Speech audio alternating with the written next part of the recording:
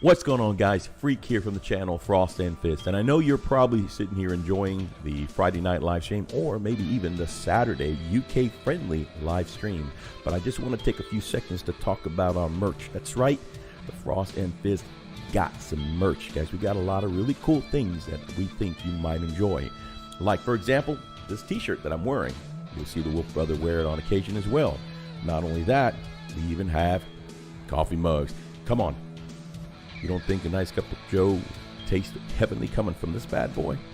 I submit that it does not. We got a bunch of other things out there as well. You can get really nice t-shirts, tank tops. That's right, guys. You can go around flexing your hobby muscles in front of the ladies. Oh yeah, you can't go wrong that way. You can even get socks. You can even get that cool banner like the one we got, like that one. That's right, that one. So we got a couple of things. Go check it out, guys. They're reasonably priced, and it will help us to continue this crazy cause. And thanks again for helping us out and giving us some support. Now, back to the show.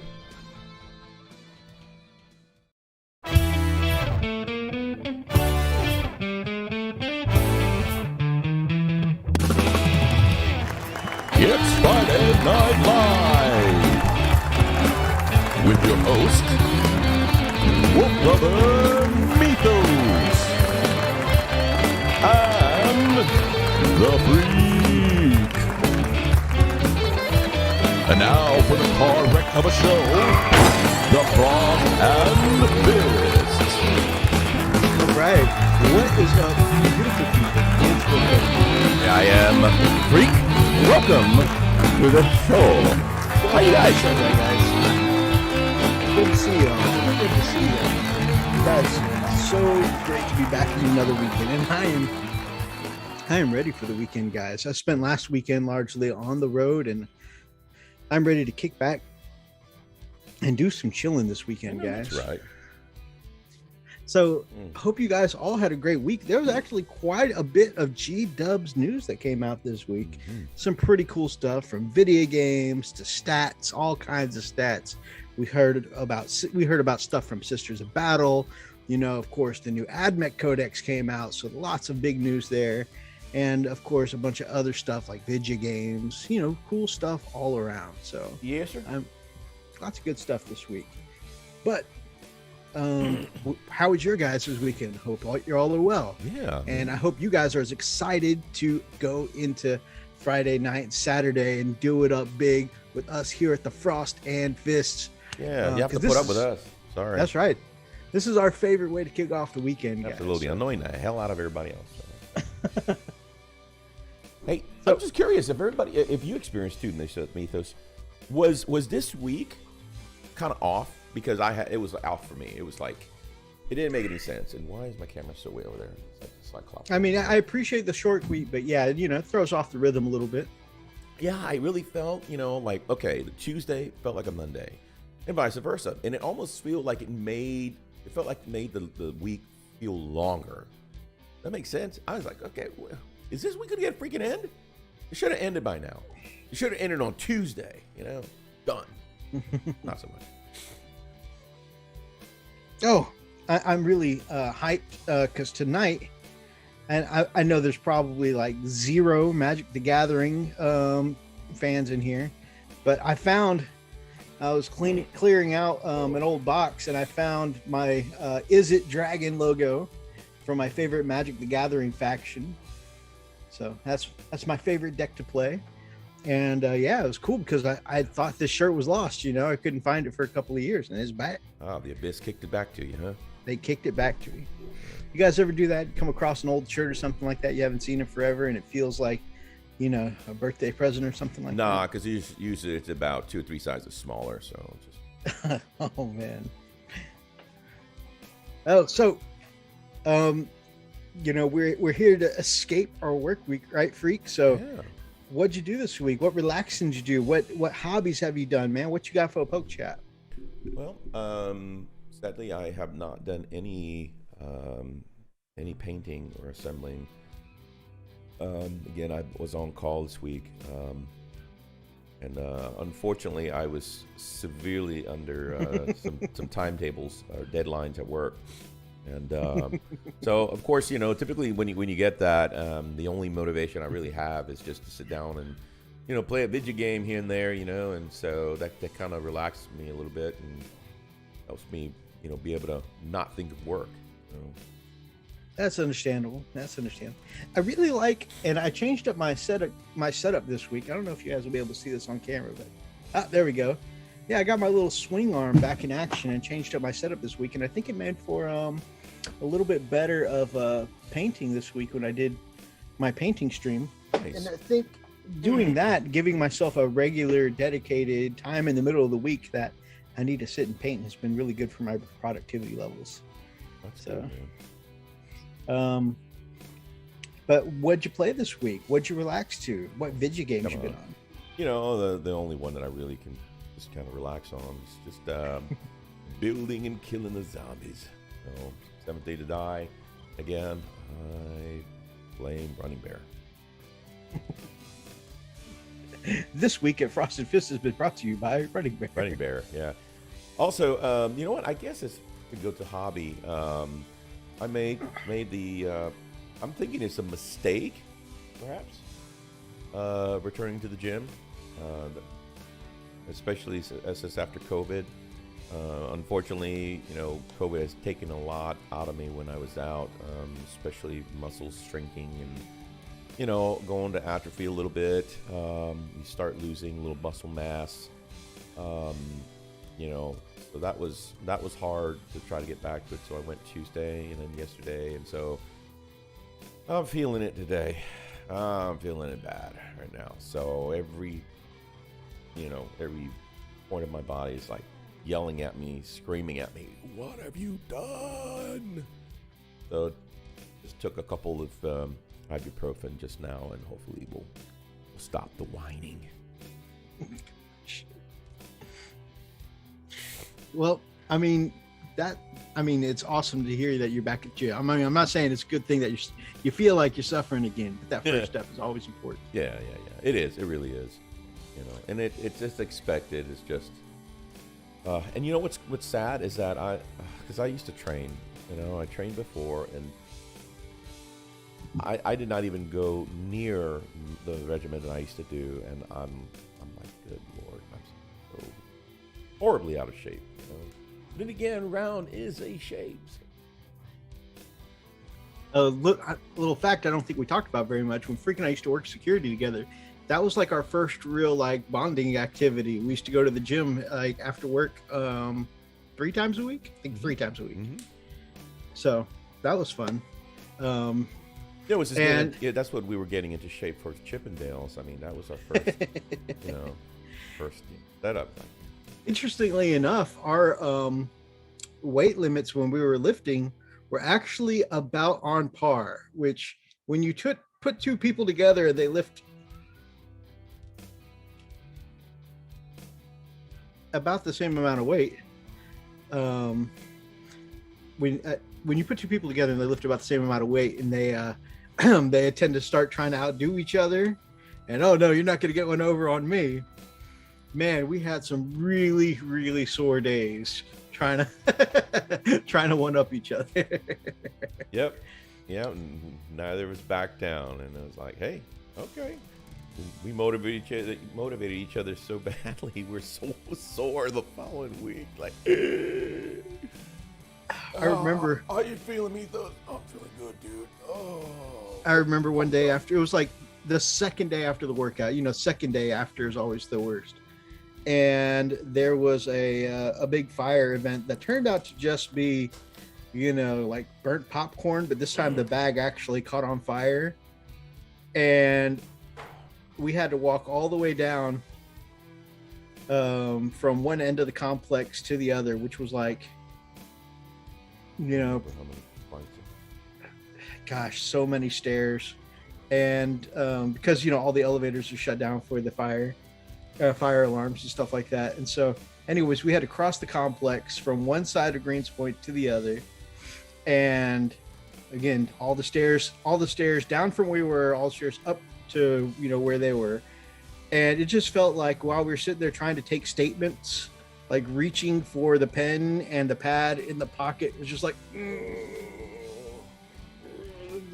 Everything hurt. And at one point, I dropped my pen while this lady was trying to give me her statement. And immediately Freak looked at me with, sympathy in the eyes. Yeah. And I just looked at him slightly fleetingly like, oh God, I've got to bend down to get that. I couldn't help him. I was no better than he was. I was like, oh good man, luck, regrets. Good luck. I'll write a letter to your wife. No, leave it there. Leave it there. Get a new pen. What are you doing? I'm taking. There we go. I'm ready. I'm taking the rest of your statement in my blood because I just can't be bothered to get that pen anymore. Right. It's less painful, but you're bleeding out. It's okay. I'm feeling less pain now.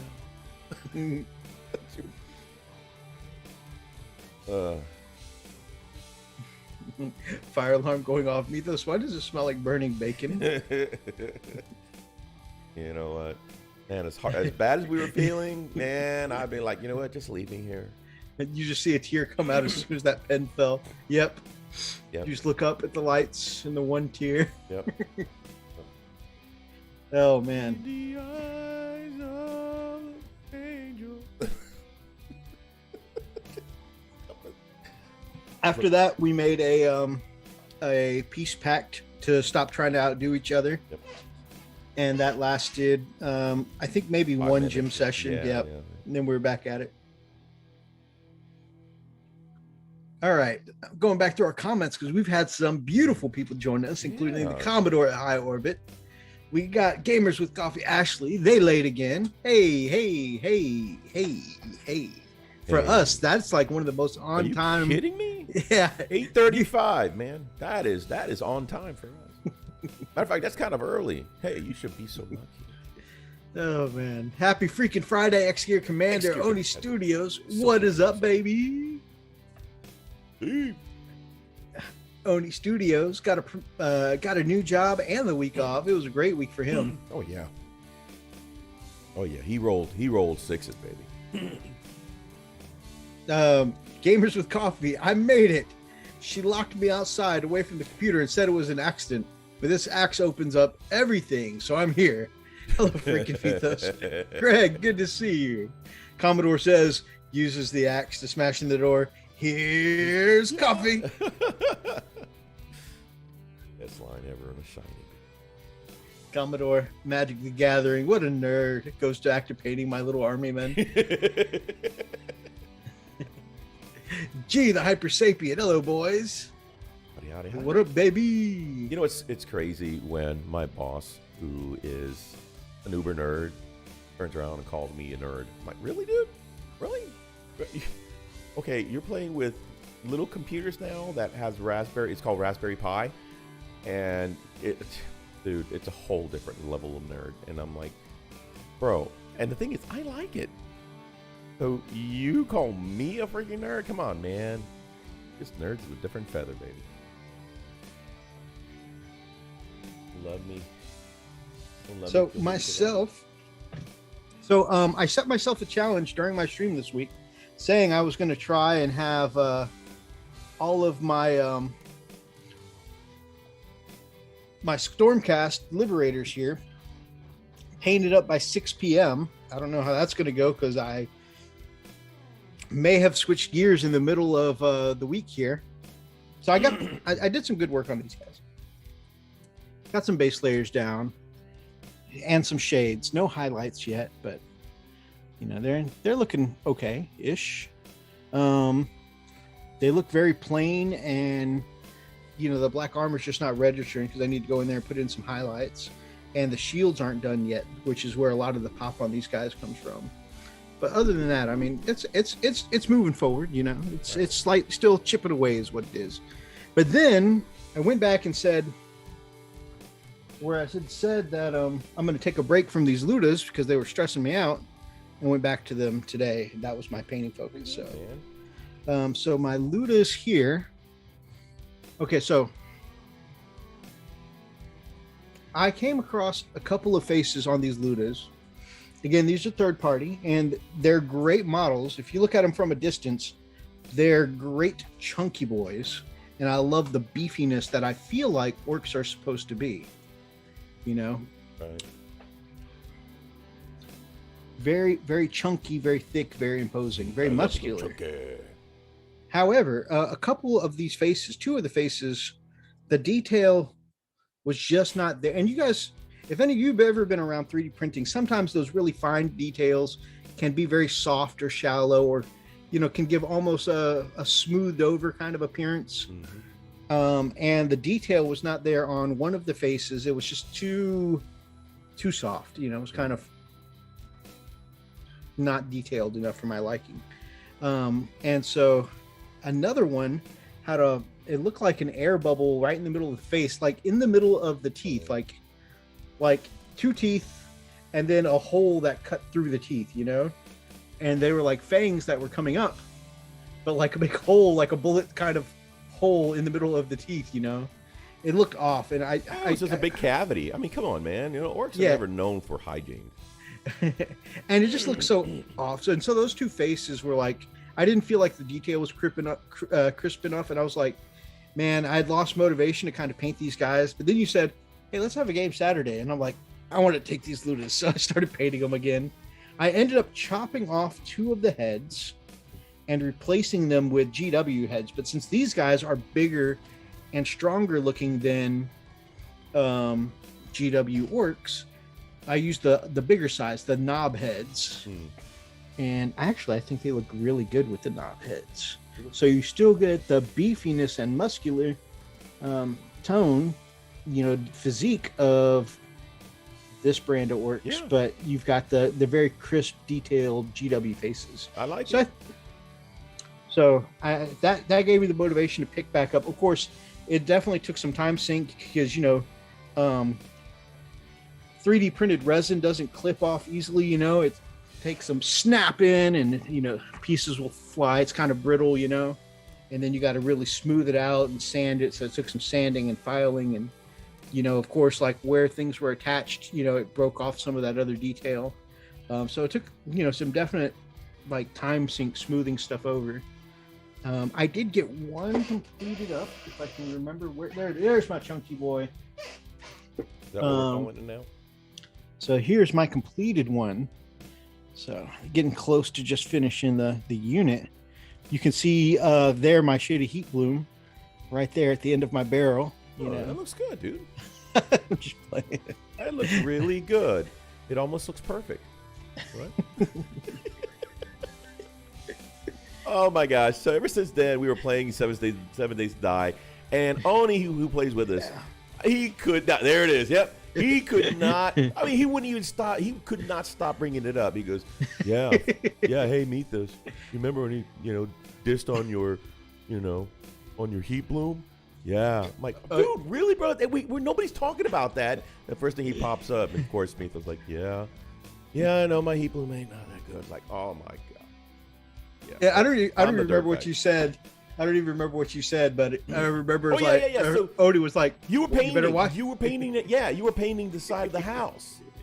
Yeah, you were painting the side of the house, and you were like, and I came out there. I was like, oh, okay, this looks good. You know, and then Steve, you have to watch out. Yeah, he's like, watch out, man. Yeah, he's gonna start talking shit about your heat bloom again. It's like, God. Dirtbags. Yeah, it seems like our little party seems to be growing on 7 Days to Die. So now we've got the amazing Atlas, amazing Oni. We even got the amazing brother Meeks, you know, who jumps on there, and of course Mythos and his lovely Lily. So yeah, we got us a good group. So who knows? Right now the group size is set to 8, but I've got the ability to increase that if we ever have to. So who knows? Commodore, when I was talking about how the faces on some of these guys look better from a distance, he says, why do I feel like this applies to Mythos and Freak and myself in real life too? It really does. Well, okay, so there's a reason why the Chippendale stage is set a good 12 feet, at least from the front row. Exactly. So. And it's covered in chicken wire around it. Oh, is that the low budget Chippendales? Yeah, it is. It really is. That was for our request, because no matter how many helmets or we try to go in there, protect our faces and our heads, but they seem to kind of, the rolls of quarters make it through those little openings in the helmet. So we wind up getting concussions regardless. So we figured, you know what, beer bottles, wine bottles and rolls of quarters hurt. So we figured, safety first. Mythos being a very safety conscious person in his career, we just asked them to put up chicken wire for us, and they refused to, so we put it up ourselves. Is that, instead of Chippendale, is that Chippendale Earnhardt? Yeah, right.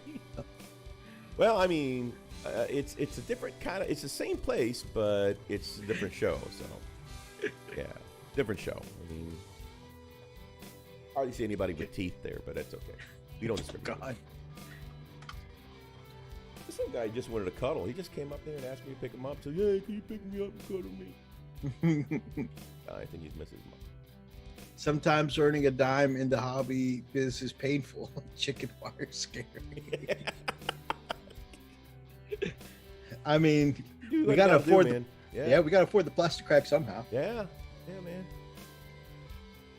Especially since Oni and I, brother Oni in the chat right there, and I are splitting the brand new AOS box set with the brand new Orks, the cool Orks, and of course, oh right, I knew I'd seen it a billion times before.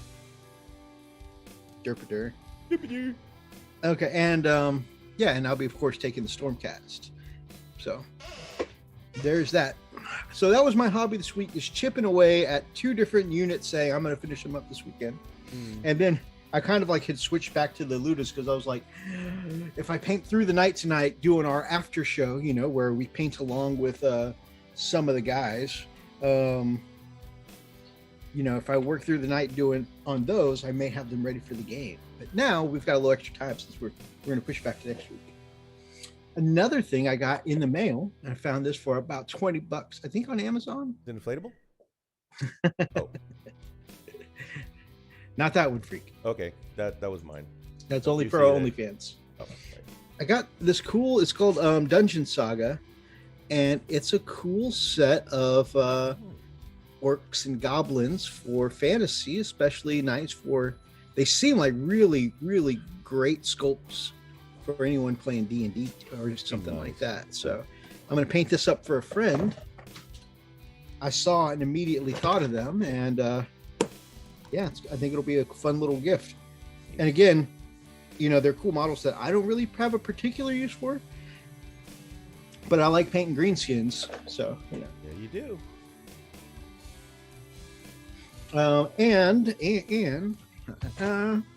Okay, so this is not going to be my most masculine hobby thing here, okay? But it is kind of hobby adjacent, okay? And y'all can go ahead and leave the jokes you want in the comments, the highlights for kids, all that kind of stuff. My pretty bows in my hair and my pretty dress and stuff like that. So I'm going to go ahead and get that out of the way. So you got to pass, dude. You got kids, okay? So nope. So I picked up a fantasy coloring book from a fellow YouTuber, May Yu. She has like this really cool kind of like artistic take on different fantasy creatures and stuff like that. Nice. There's things like dragons in here, nine tails. Of course, you got your more traditional fairies in here. Some really cool stuff.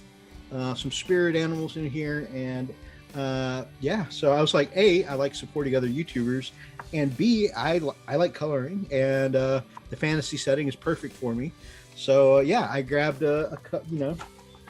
grabbed one of these, and I already get some of this YouTuber may use drawing books and stuff like that, where she does teaches you how to draw and stuff like that in different styles, anime styles, cartoon styles. Look at it, dude. You get support all over too. Oni Studios, even Oni, he even feels like he's 3 years old, so that's okay.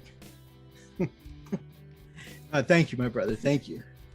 No, seriously, I mean, it's cool. My oldest daughter actually gets them because it's really cool because it's there's so much you can do, you know, even though it's like a two-dimensional drawing, there's so much you can do. So it's pretty cool.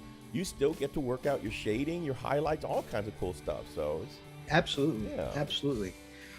Mythos, just remember to stay inside the lines. It's harder than it looks, man. It really is. Really is. For me, especially with the size of the crayons that I use, I have a hard time. We have to buy him the ones that don't fit up his nose. Yeah. I don't know why they wind up in my nose and other areas. Coloring books are pretty awesome. I love to do my art. Awesome, G. Bought a 500 pack of colored pencils. That's awesome, Rony. Yeah, I mean, sometimes, you know, they're very big, you know, so they can't go into my nostrils or my ears. Doctors really recommended my ears. So yeah, and so, but again, it's trying to guide that big hunk of crayon, keeping it in the line. It's hard work. Oh, also, Freak brought up some other painting I did this week.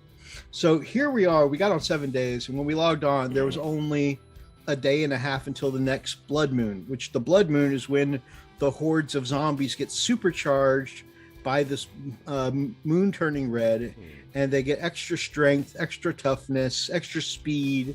They get leaping abilities and stuff like that, and they're just hard as hell to kill. And so we've got a day and a half, and Freak's like, all right, Mythos, I'm going to leave you some iron in the forge. That way you can start upgrading the spikes around our walls. I said, okay. Later on, he's doing something else. Freak is doing like real survival shit, right? Traps, making sure we got enough food. He's cranking out ammo. He's doing all this shit. I swear it was like 20 minutes later. He goes, Mythos, did you run out of iron yet? Nah, man, I hadn't run out. Oh, okay. Just let me know when you're done. Okay. He said, you're still painting the damn house, aren't you? No. There's like a day and a half until like the zombies overrun us. And I'm like, I wasn't even mad. I wasn't even mad because you know what? I know his personality. It's like, you know what? The moment that I gave him that damn brush, it was over. And you can I guarantee you, he would have done an Oni on me. He would have shot me in the face if I would have tried to get it from him. You know? Like, no! Pow! Okay. I responded. It had been bothering me for days that the more we upgraded the house, it'd be like, we've got a wood panel on this wall over here, and a concrete panel over here, and then there's still some of the old rickety house over here where it's like that's when yellow plaster. Came up. That's exactly right. Yeah.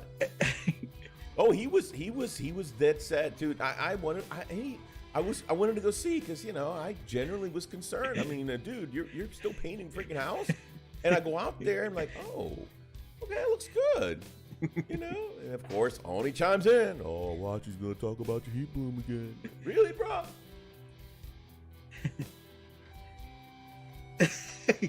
Forge the Wild, Brother Atlas says, the peanut is so far up my nose I can't reach it with my finger anymore. I'm ready to test this out someone. You're gonna have to contract that one out, huh, buddy?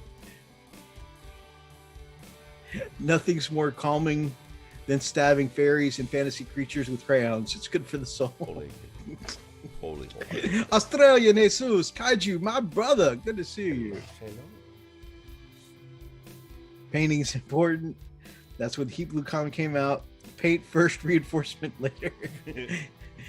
Mythos, the house looks great. I have some more paint in the cement mixer for you.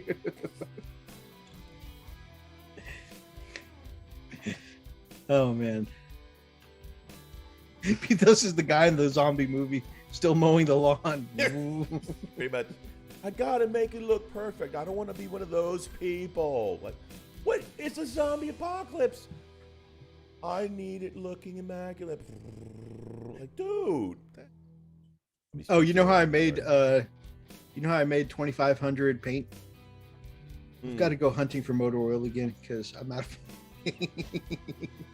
This guy, right? So he went and to make paint, you have to get like these chrysanthemum and these flowers and stuff, and some motor oil, right? Whatever. Start mix them together, right? And you get these paints. Well, good luck, man. Geez, that was like 10,000 paint in the chemical thing. I'm like, good Lord, what's all this paint? And I said, hey, dude, there's all this paint here. Well, yeah, I just grabbed the big stack already. I'm like, okay, all right, you're on it. Let's keep this house up, man.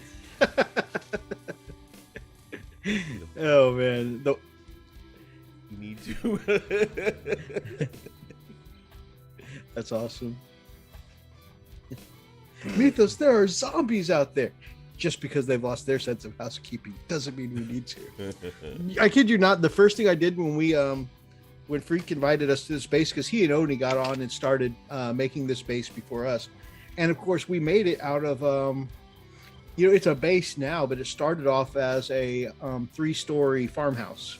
It was like this big, almost like a plantation house. Yeah, and you know what? Credit is due. So Oni was the one who actually started, because I was doing a little farming here. But Oni really, the first thing he wants to do is, boom, start trying to make something into a base. So he actually started. Atlas jumped on, and of course, the first thing he started doing was digging. He disappeared. Oh yeah, Atlas is the new digging king. Yep. My crown has been retired. Mm-hmm. I have not seen anybody dig so much. We call him Gopher. He goes under. You don't hear from him until somebody. We forget he's there, and it will. Hey, I was about to say name. He's super quiet in Discord too. He's just down there digging, all quiet. Yep. And somebody mentions his name, and he goes, yeah. Every now and then I get like that. It's like, whoa, oh crap! I forgot you're here. Mm-hmm. But okay. So he's actually. Oh my goodness. I'm gonna have to take snapshots so we can show next time. So he's literally dug a hole or a tunnel from one side of the map all the way to our base, just to make it easier, and widen it enough to where you can ride a bicycle straight through as the crow flies. Oh my! Got a great sense of direction too. Oh yeah, straight as an arrow, man. He made his hole bigger.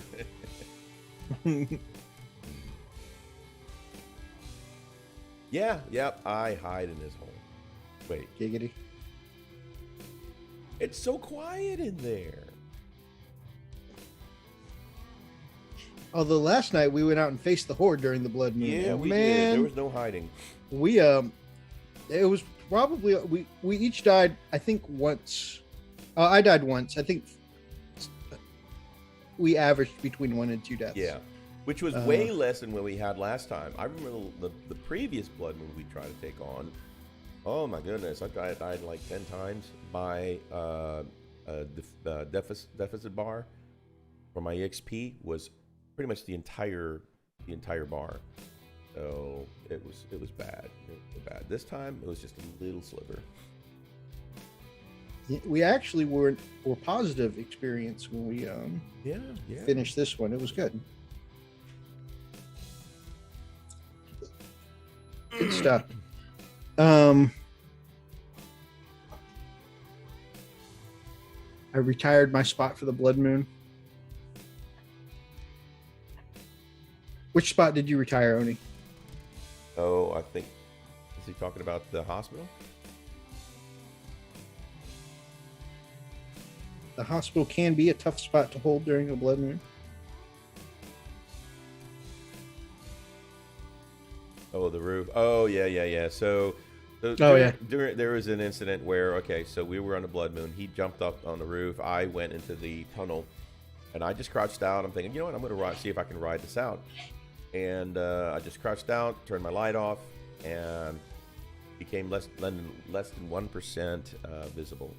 And we're like, cool. We're just chit-chatting. He goes, yeah. He goes, I'm safe. All right, cool. You're safe. I'm safe. Let's see what happens. And all of a sudden I'm here. Oh no. Oh, they're jumping up. They're coming up. Oh, they're tearing out the house. So they found him. Didn't work out so well. He didn't die, though. He didn't die. That was pretty interesting, actually. Really, really impressive. Yeah. But, so I did learn that the more people that are playing, the more hordes show up. So it's only like 1 or 2. it's okay. But man, go 4 or 5 or even 6 players at the same time, and it's just non-stop wave after wave. And they seem to keep getting harder and harder each time. Yeah, now they're bringing healers and spitters and the radioactive ones and the explodey ones. It's a fun game. It really is. It's actually it's kind of relaxing.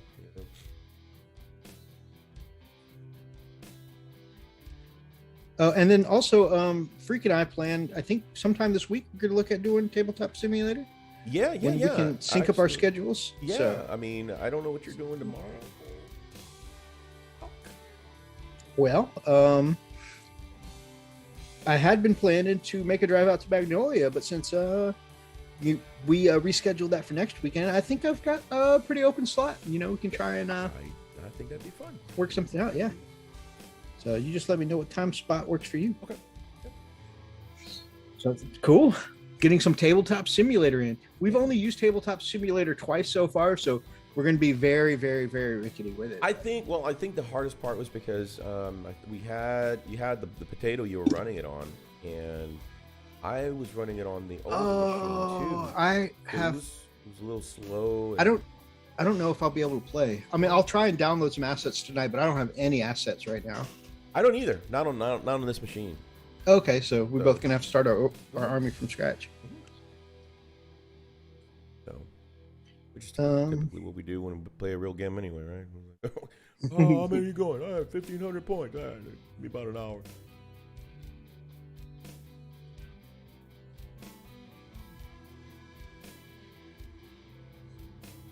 Cool. All right, so we are about 45 minutes in. I've only flipped the table on there. Actually, true story. Methus and I were playing the last game. Well, we didn't get to finish it, but we actually got it saved. Funny thing is, he was whooping me. He was actually doing really good, and I said, "Okay, let me just save the game. I need to do this." He goes, "What are you doing?" I pressed the button, and the whole table just flipped. Oh, man. Yay. So I was like, yeah, that felt better. Man, I don't know what was going on. It was a digital game, and I was making all of my dice rolls.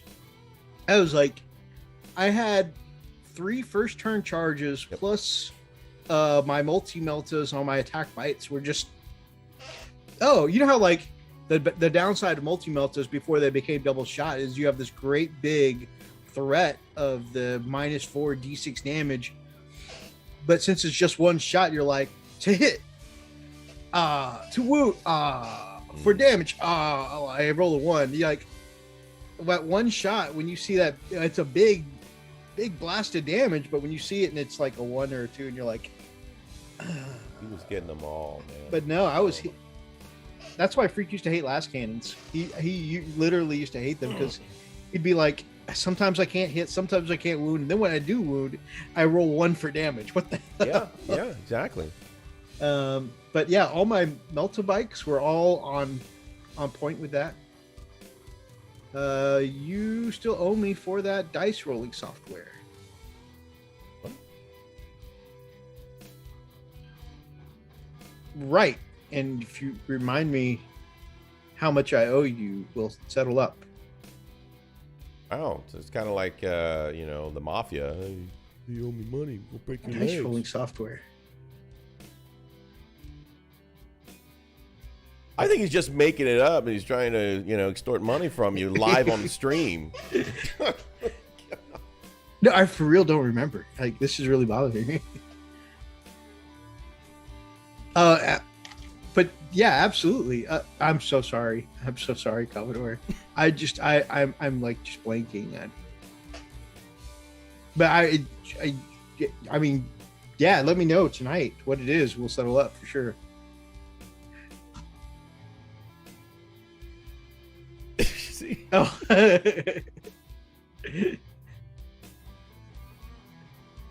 Oh.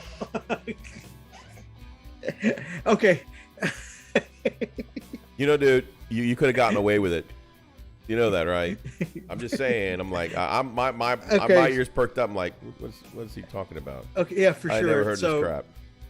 So Is he for real? Dice roll software, dude. You never told me anything about this. I completely blanked. But see, what happened is, guys, one of the things I hate most is owing someone money. And so when something like that pops up, I'm like, oh my God, how have I not paid someone for something? Like, I immediately went to freak out mode. Like, yes, Atlas. no.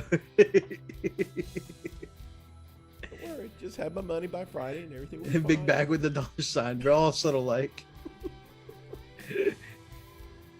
Be like Oh, man. Stewie going after Brian. You got my money? You got my money? Where's my money? I'm beating him with a golf club. Goodness. That was messed up, by the way.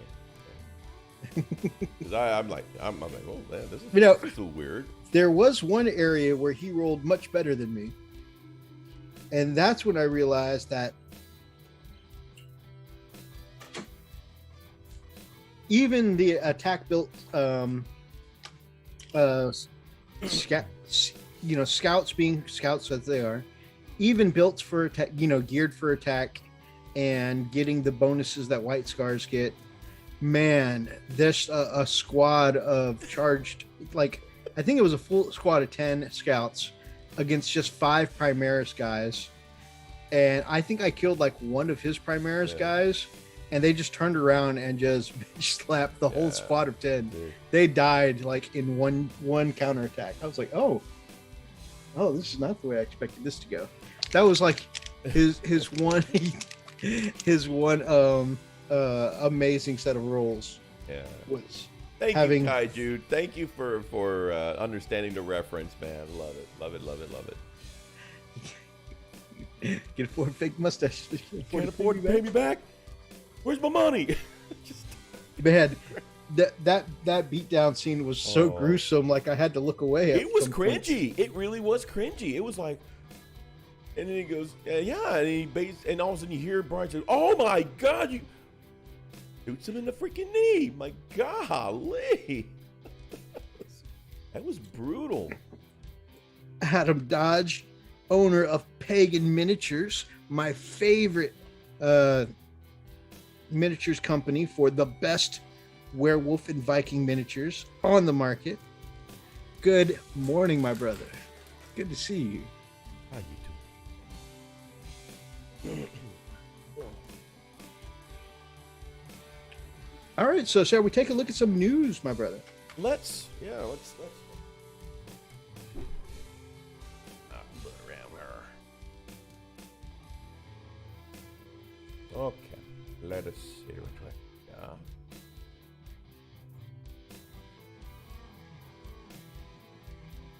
Oh, look at that. Okay. Right. All right, you ready? Yep.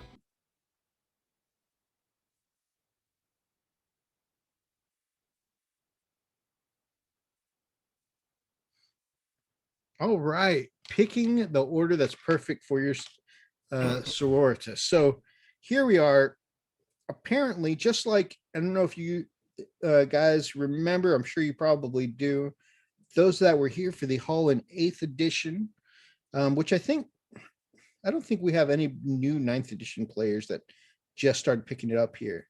So in 8th edition, the Space Marines all started out with a chapter tactic at the beginning of 8th edition, but then the Codex 2.0 that came out, and it kind of changed up everybody's chapter tactics a little bit.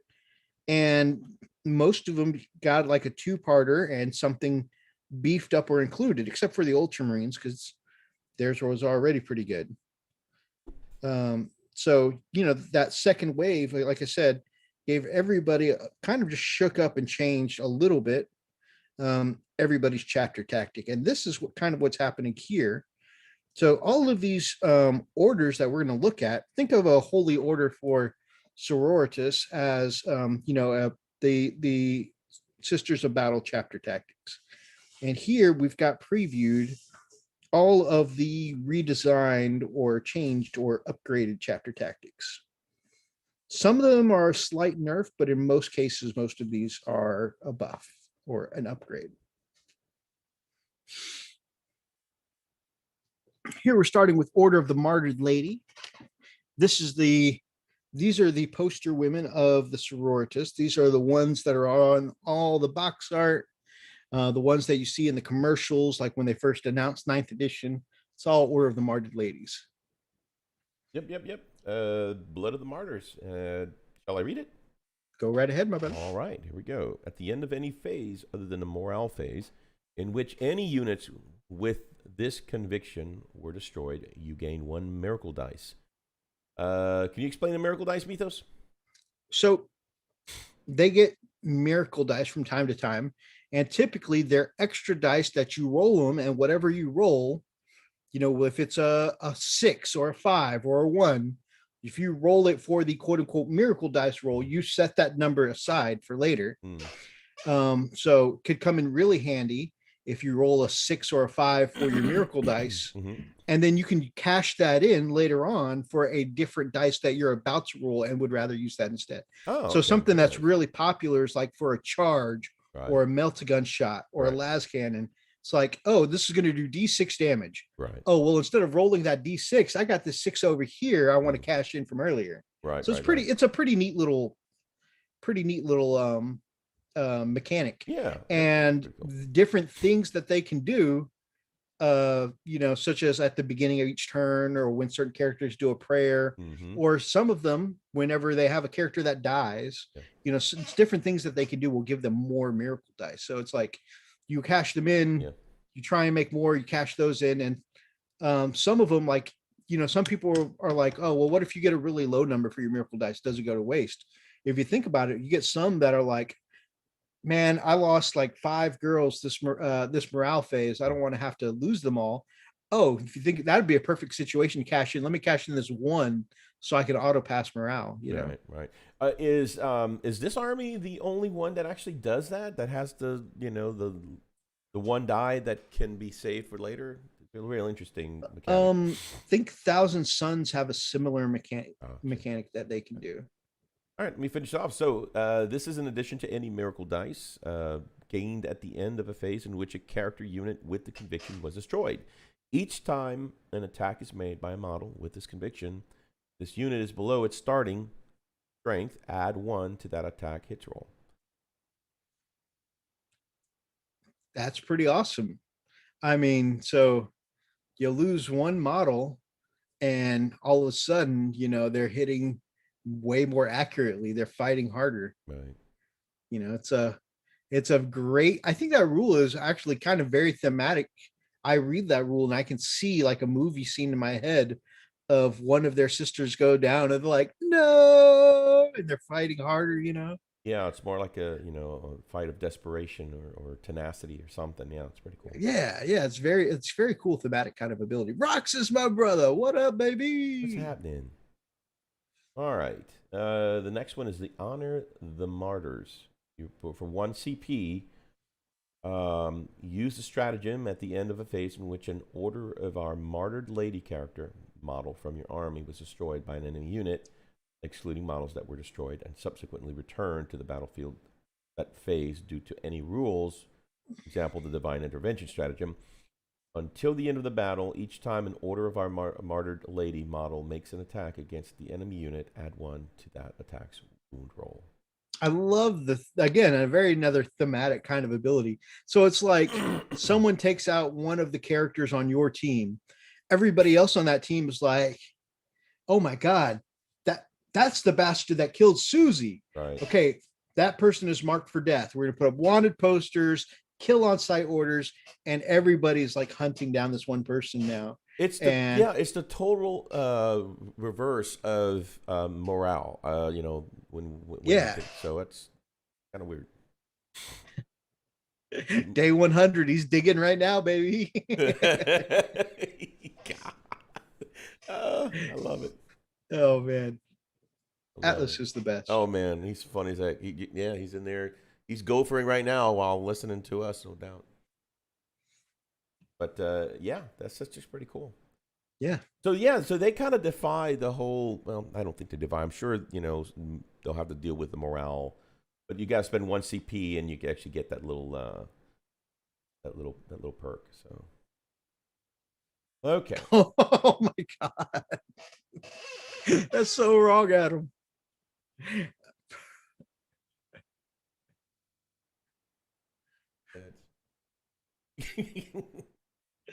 Oh man. This effect is negated if you brought chocolate as a peace offering. Warlord trait, Shield Bearer. Each time an attack is allocated to this Warlord, subtract 1 from the damage characteristic of that attack to a minimum of 1. Each time you gain a miracle dice at the end of a phase as a result of vengeance. If this Warlord destroyed any enemy units during that phase, that miracle dice is automatically a 6. And each time you gain a miracle dice at the end of a phase as a result of sacrifice, or if this Warlord was destroyed during that phase, that miracle dice is automatically a 6. Wow. Okay. Wanted, Guard the Betrayer, War Crimes, Heresy, and the Death of Susie. That bastard. All right, so I'm sorry. One back up to that Warlord. First of all, that's a really good Warlord trait, I think, especially if you think that your Warlord's going to be taking damage. That is typically a Dreadnought ability that lets you subtract 1 from the damage, and if that's going on your Warlord, she can be, right in the thick of things and taking less damage. And of course, most Warlords come with an invulnerable save anyways, so I think that's pretty good, pretty awesome. There's result of vengeance, of course, getting that extra miracle dice, anything to generate extra miracle dice, like we talked about, that's being able to strategically allocate those specific numbers. So generating more miracle dice is always going to be better. I think Martyred Lady is going to be pretty strong. Of course, this is just someone looking at the notes on paper, guys. I haven't played my sisters yet. I'm just looking at the notes on paper. It seems like it's going to be a strong, not chapter tactic, but holy order. All right, Order of the Valorous Heart. All right, this is called Stoic Endurance. Each time model with this conviction would lose a wound as a result of a mortal wound. As a result of mortal wound, roll 1d6, and on a 5 up, that wound is not lost. Okay, not bad. Each time an attack is allocated to a model with this conviction, if that attack has an armor penetration characteristic of a -1 or -2, the armor penetration characteristic of that attack is reduced by 1. Wow, okay. That's pretty interesting. So it drops an AP1 or AP2 to at least 1. So this is really interesting, but it's a little bit of a nerf, and this is going to be why. Mm-hmm. So that 5 up field of pain on a mortal wound is cool. It used to be a flat 6 up invul save on everybody. Okay. So now it's just specifically mortal wounds it's protecting from. And if you think about it, psychics are just one phase of the game, and typically most people only bring 1 or 2 psychic models. And then of course there's a few other mechanics that deal mortal wounds, but it's a very infrequent ability, and so you're very seldom going to use that particular ability, I think. Daz, oi there, my brother, oi there. Karn is the best. He saved his friends by dropping dirty loyalist knight all by himself. He knocked sense into his battle buddies when they get too close to him in the fights. I mean, that's one way to look at it. What do you think of the negating some armor penetration, though? That's pretty cool. Yeah, no doubt, no doubt.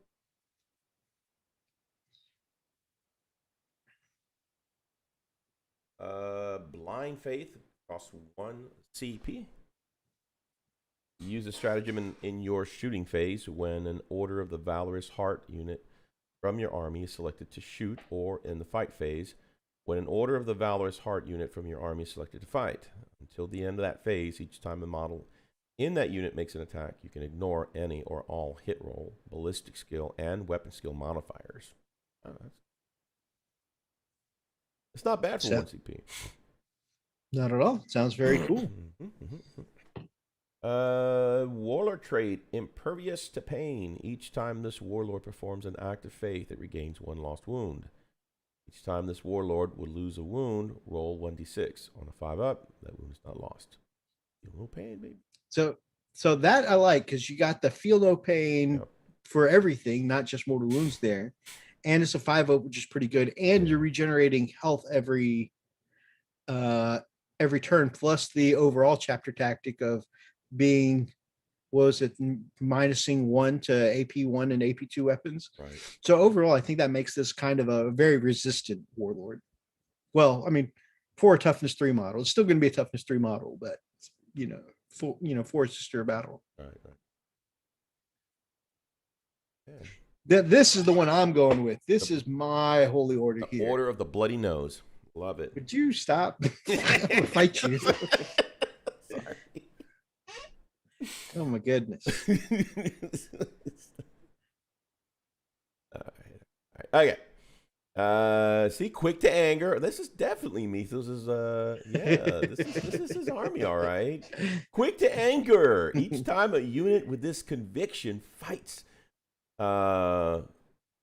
if it made a charge move, was charged or performed a heroic intervention this turn, then until that fight is resolved, add 1 to the attack's characteristics of models in this unit. Each time a model with this conviction makes a melee attack, if the model's unit made a charge move and was charged or performed a heroic intervention this turn, improve the armor penetration characteristics of that attack by 1. I can see you do that one more often. So the charge. It looks like I get both, getting the extra attacks and so a charge, tack. The first one is almost word for word, shock assault. Yep. Charge or get charged or heroically intervene. Boom, get the extra attack, which is already great. But then on top of that, getting the extra AP. So right now, only Astartes have AP on their chain swords, right? Boom, getting extra AP on a sister battle chain sword. I think that's already better. And then, of course, all their other weapons too. A sword's going to go to AP4 on the charge.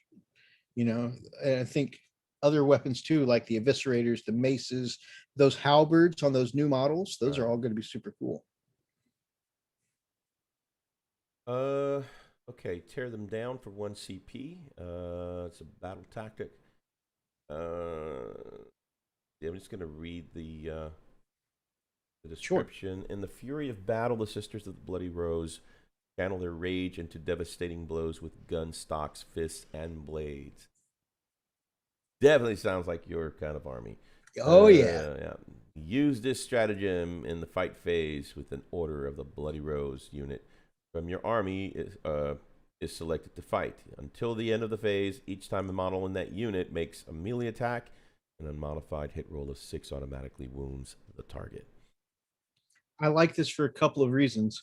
First of all, being able to skip the wound roll is immediately better because that's less chance to fail. Sometimes you can have a great set of hits. You can roll 10 6s to hit, but then 1s and 2s to wound, right? And it doesn't work out. In fact, I know you used to jokingly say that's how you roll ass cannons. You always roll 6s to hit and 1s and 2s to wound. And you're like, I just can't wound with these things. Yeah, which is. So if you can skip the wounding phase, that's already immediately better. But then on top of that, this is extra good because, again, sisters are only toughness 3 or toughness and strength 3. So I'm trying to do, sisters are trying to do combat already, weaker than the standard Marine or Orc strength or toughness of 4 or 5, so it's already going to be like 4s to wound, 5s to wound in most cases. Right.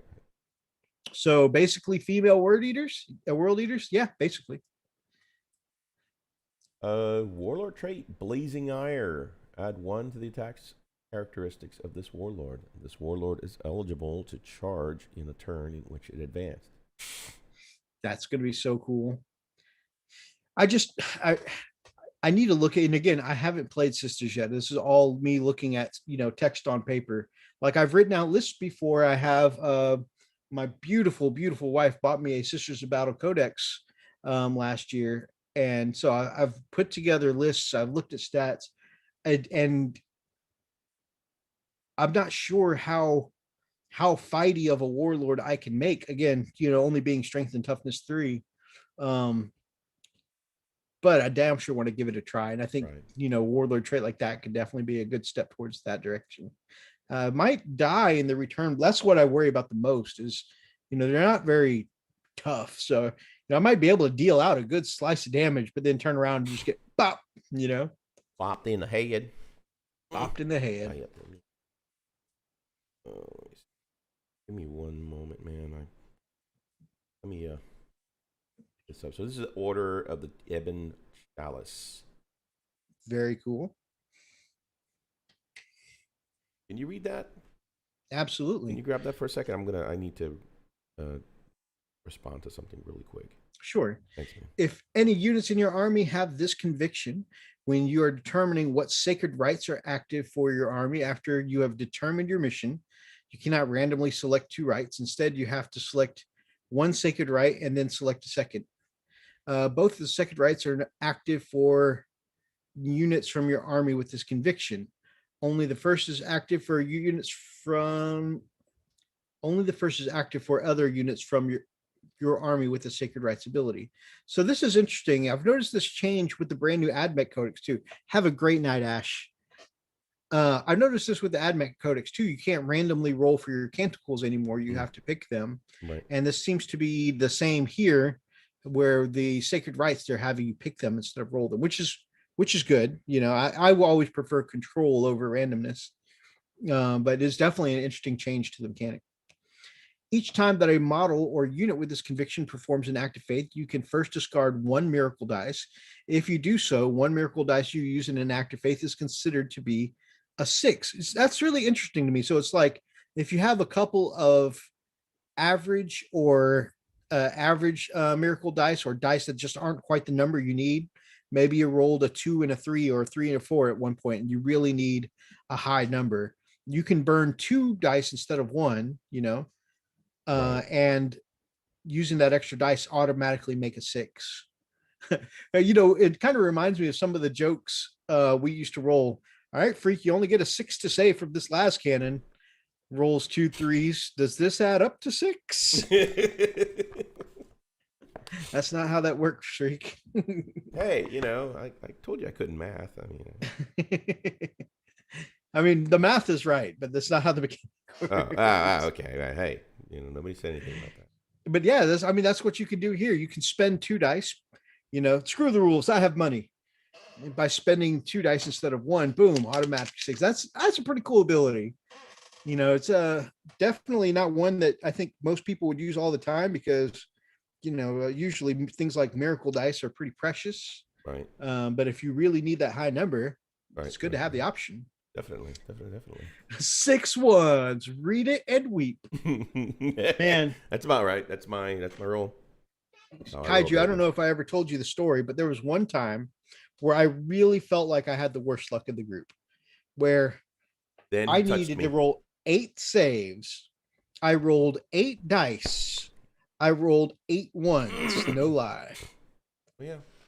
Talk about someone who was upset. Yeah, that changed the moment that his brother showed up at the gaming table.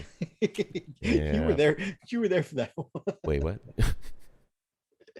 Yeah, oh, man. Yeah, and then my game with Atlas. Yeah, that. Yeah. I have nightmares of that game.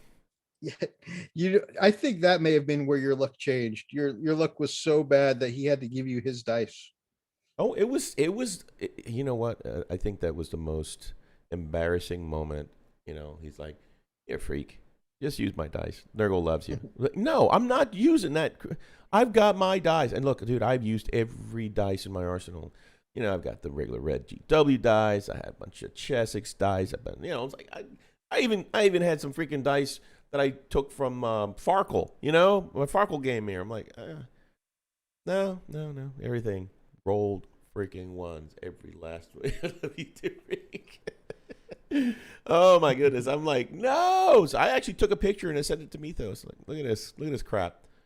This is not a lie. This is actually real life truth. And yeah. Anyway, That was the day Freak's luck changed for the worse. that was the day I quit playing. Yeah, I had you know, there's this episode of How I Met Your Mother. Love that show, by the way. One of my favorite comedies. And there's this episode called The Blitz. And there's a curse in the group where whoever is the Blitz is the guy that misses out on all the cool stuff in the group. And it passes from person to person in the group. And whoever it is becomes like afraid to be left alone from the rest of the group because amazing things always happen where they're not around. You know, people meet celebrities and stuff like that when he's not around. It's always like, oh yeah, like right after you left the bar, you know. Or like the second, you know, you leave a slot machine, you know, that's when it strikes, you know, the $7 million prize, that kind of thing. Mm-hmm.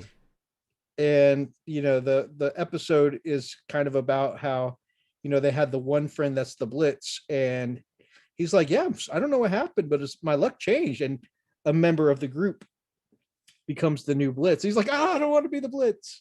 Mm-hmm. That's kind of what happened with our dice rolls, because I was the group's worst roller at first, and then it seemed like it was about that time where the dice turned on you, and you had to use the Nurgle dice. That your luck has just never been the same since. Yeah, no. Yep, that bad things happen. Now you're the Blitz. No, I'm the damn Blitz. It hasn't changed. Actually, it's lately it's been kind of back and forth. You know, it's you know, I'll have bad rolls, and you have amazing rolls, and then it just switches. You know, that's actually for games with you and me. That's actually almost always been our relationship. Yeah. Like I always like to go back and talk about our night versus night battle. Oh, that was horrible. Where like every take is like you being salty, and then me being salty, and then you being salty. That was one thing. Oh man, our luck was just so back and forth. It was a crazy power dynamic. That's correct. Anyways, yep. Back to the actual wargame. Right. Non-stop wargame. That's when my dice get cleansed. Exactly. Yeah. 8 ones on 8 dice. It's like time to burn these. And Odie's seen that episode, The Gentleman. Yes. Okay. All right. Let's see. Even my loaded dice failed me. The guy put the weight in the wrong side. Yeah, see, that would be my luck. And that's when a cop will burst through the walls and tase me. I don't even know how. But these dice aren't even illegal. This is a friendly game. Get on the ground. Get on the ground. Get on the ground. Stop resisting. Stop. I don't even. All right. Cleansing Flames with 1 CP. Still the order of the Eben Chalice. Eben. War Gear Stratagem. Use this stratagem in your shooting phase when an order of the Eben Chalice unit from your army is selected to shoot. Till the end of that phase, you add either 4 inches to the range of all flame weapons that models in that unit are equipped with. Is there anyone here? I think, well, okay, maybe a couple, but I think like most wargamers would take that buff, adding 4 inches to the range of their weapons. I would take it in a heartbeat. Necessary. What? No. Each time a model in that unit makes an attack with a flame weapon on an unmodified wound roll of 4 up. He's got a D10. Get on the ground. The target suffers 1 mortal. You know what? I think they just like to tase me because they just like to see me pee myself. The target suffers 1 mortal wound in addition to any normal damage. It's a maximum of 3 mortal wounds and be inflicted per phase via stratagem. Because, you know, it's an involuntary thing, right? You know, once you start getting tased, you start flailing like a fish, you know. It's like, oh, look, he peed himself again. They high-five each other and just, you know, holster their tasers, just walk out the door. Yeah, that's my life. See you next Wednesday, Al. Exactly. All right, same time next week, right? Yeah. All right, good deal. Yeah, you actually peed faster this time.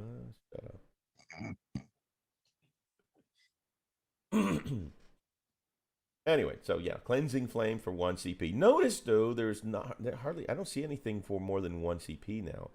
Most of the stuff, it's still 1 the CP. sisters definitely have a lot of very inexpensive, as far as has been revealed so far. Right. A bunch of very inexpensive ones. Now these are just the chapter specific one. I keep saying chapter instead of holy order. Yes. I'm a Space Marine players, guys. That's just the terminology I understand. Mad, you know?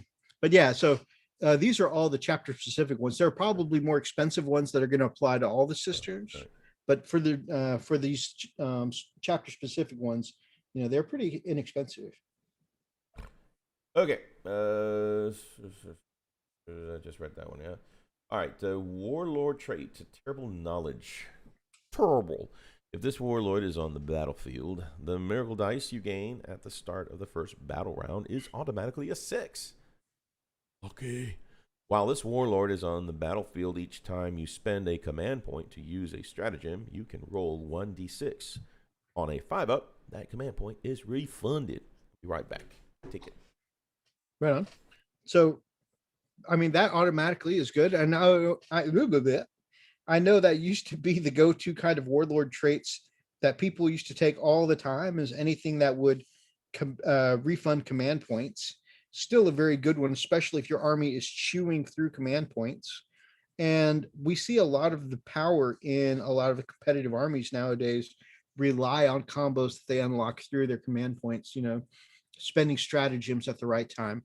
Sometimes in a lot of the, the high, the top tier units, have a great night, Daz. Great to see you stop by, my brother. And oh my God. That so threw me off, Phoenix.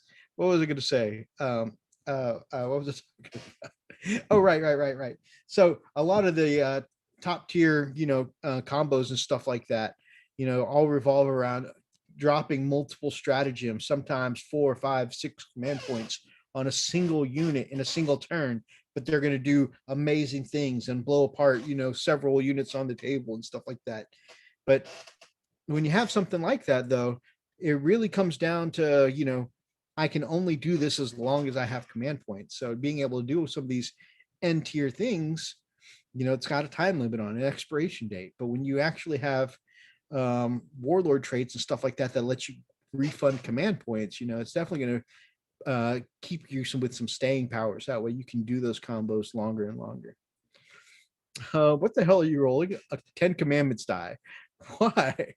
My regular dice need Jesus. Oh man. Actually, Freak and I have a very, very old video. It's like one of our first 5 videos called Dice Theory.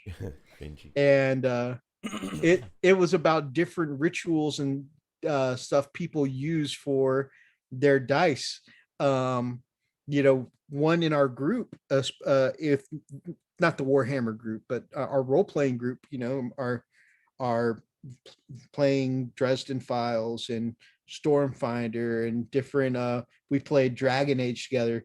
Our role-playing group used to have we played several Star Wars role-playing games. Those were fun.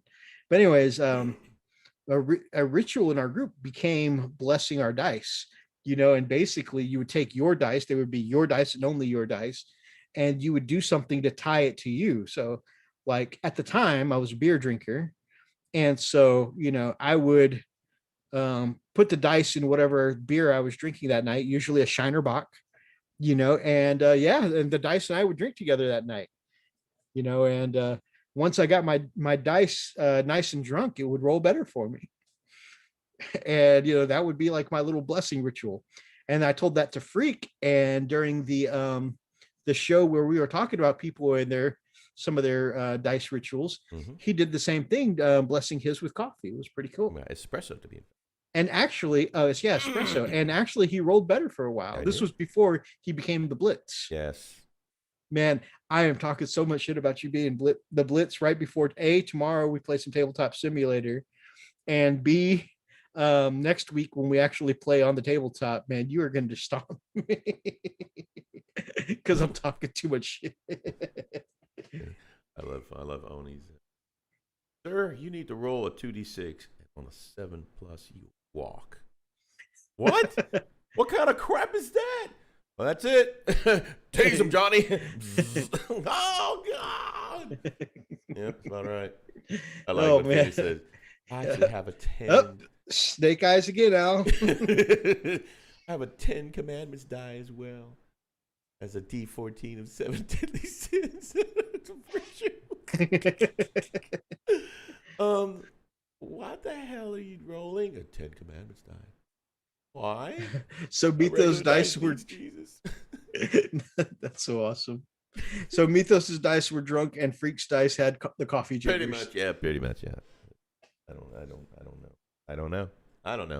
I don't know what happened. Okay. Do we roll? Yeah, terrible knowledge. We got that one. Order of the Argent Shroud. Shout out to my brother Big Mech Dance School. You can find him in the link or in a link down below of our Chilling Network brothers. And my brother Big Mech is doing sisters that are going to be Argent Shroud. Oh, this is his order? Yep, that's his order. Nice. I'm a liar. What? Holy crap, I'm a liar. He is not down in the description below. Oh boy, you heard it here, ladies and gentlemen. Ethos is a liar. Right, I'm a failure. I'm a failure. Why is he? We're gonna fix this. We are going to rectify this. So we got this. We got this, y'all. It's gonna happen. All right, deeds, not words, and that's what we do here on the show, right? That's right. Yeah. Non-stop wargaming, baby. Non-stop wargaming, baby. Yeet.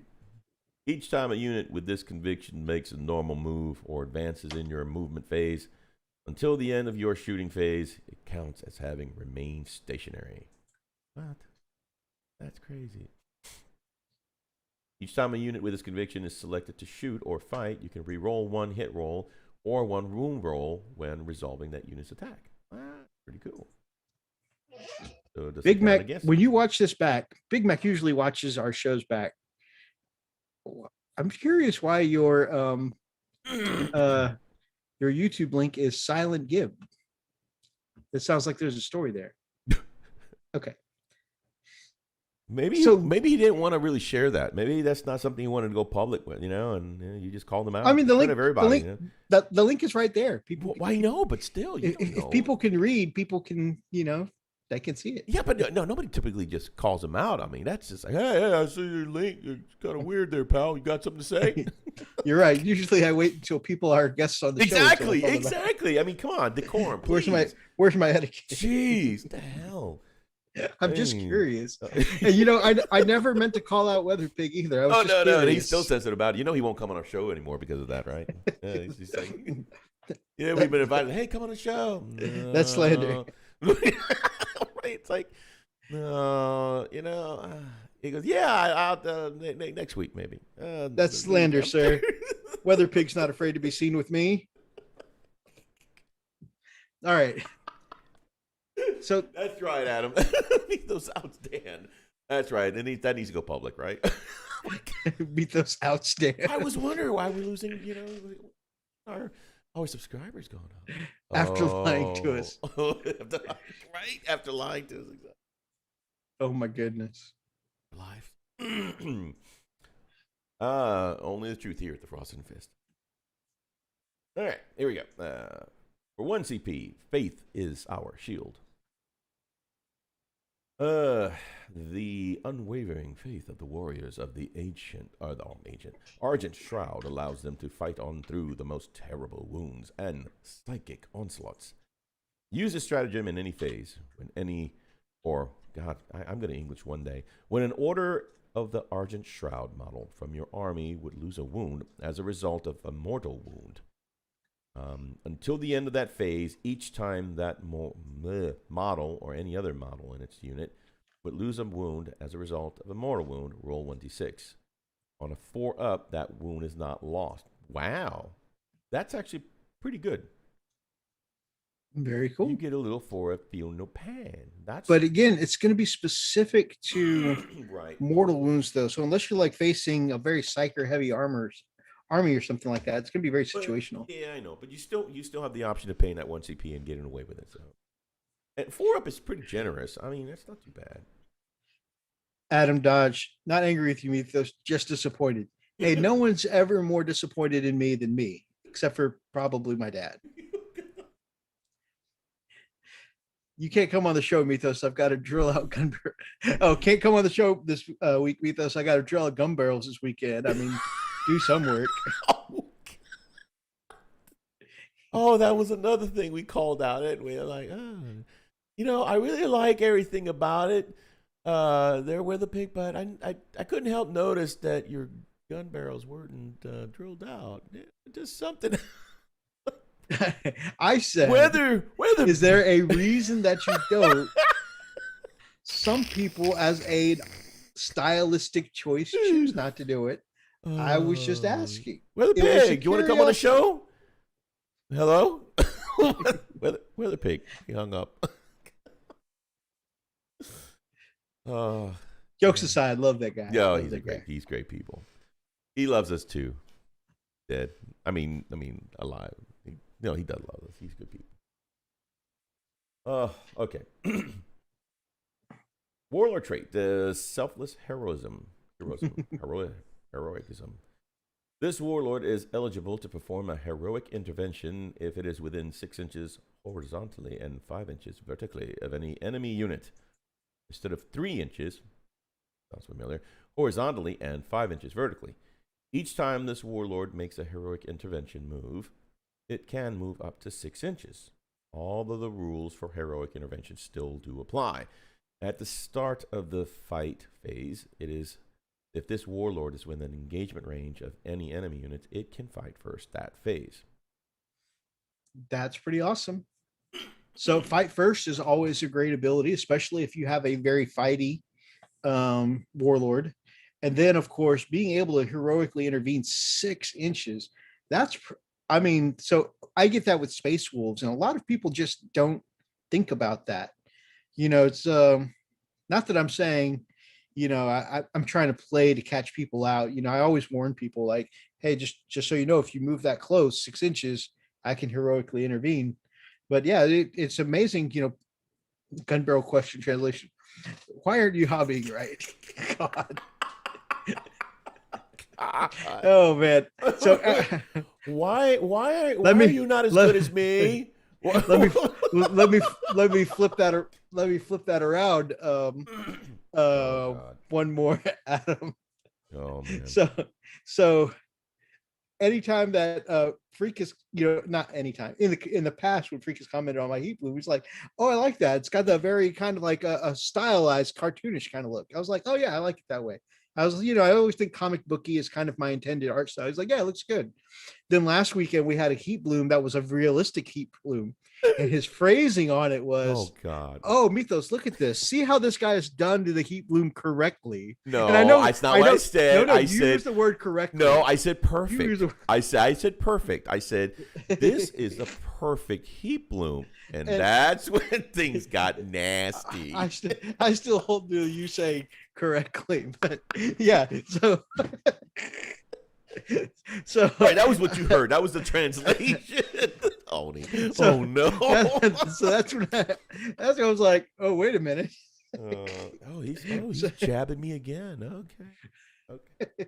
No, I really. And you know what's crazy? We were talking about that in the game. Of course, that Oni keeps bringing those up, man. He just loves stirring the freaking pot. And then, so here I am trying to think of, you know what? There's nothing that I could have said to get out of that. So it's just, it's just one of those things. The truck is coming. You're gonna get hit. Why even try? Why even try and move out the way? It's splattered. So yeah, it's funny stuff though. Funny stuff. So that's what I thought of with the why aren't you hobbying? Right? Oh my gosh. Yeah. I said, man, look at that. We messy. He's got the most. This is the most perfect. This is what I call a perfect heat bloom. You see that, Mythos? That's how you heat bloom correctly. God. No, I'm just kidding. This is what heat bloom should look like. Just say. See, that's what Oni heard. Well, gosh, see, okay, so don't listen to what Oni says. Oni just likes to. He throws. Okay, he's got. Oh my god! He look at this one that doesn't look like a 5-year-old when oh, okay, see, you guys are not helping me at all. All right, y'all lobbing these grenades in there and just waiting for the aftermath. Jesus. You can't. The heat bloom on his off before it hits you. Not talking. Oh my gosh.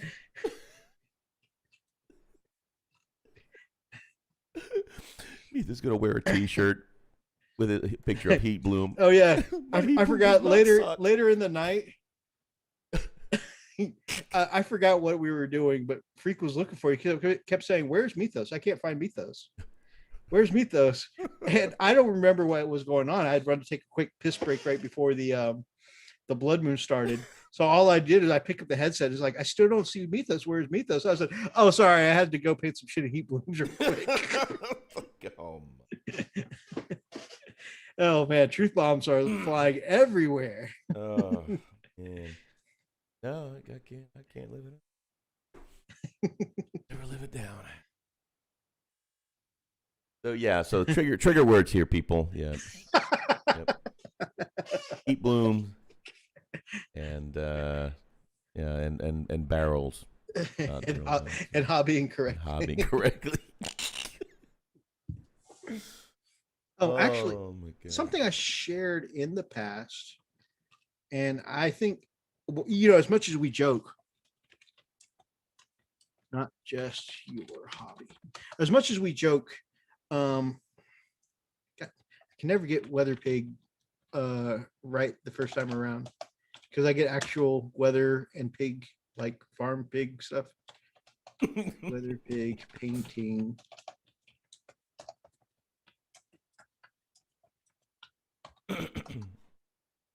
There we go.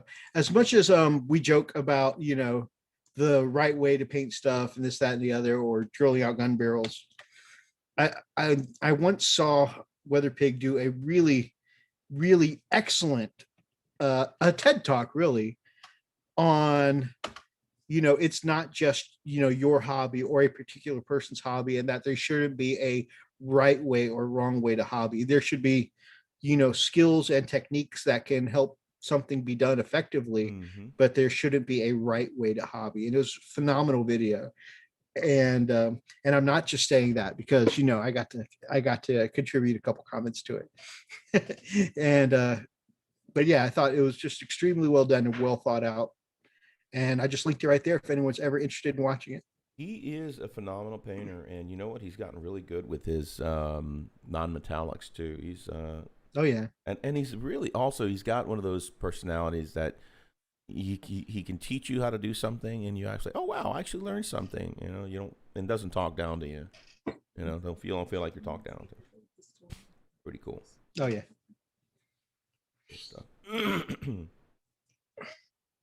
All right. Sacred Rose, we checked out, getting lots of miracle dice. By the way, this is the order. If you just want to do a lot of holy shit and do tons of miracle dice stuff, this is the order for you, because these guys are just going to have miracle dice upon miracle dice. They're going to be making it rain with miracle dice. Mm-hmm. Each time you use a miracle dice when a model or unit with this conviction performs an act of faith, roll 1d6 on a 4 up, you gain 1 more miracle dice. Miracle dice everywhere. Do Frosted Fish shirt for Mythos heat bloom training. Oh man. Yeah. Oh, Odie says he won a painting competition with an undrilled barrel, but he did get some nasty looks though. Were you there? I was not there giving him dirty looks. Could you imagine Mythos being he was one of the judges? Hey, you won, huh? Yeah. Look at your barrels. So disappointed. Just give him all this. I mean, giving the look of disapproval. Okay. From Mythos.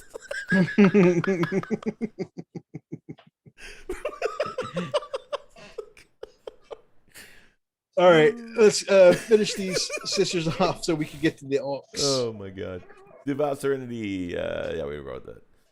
The Emperor's Judgment. 1 CP.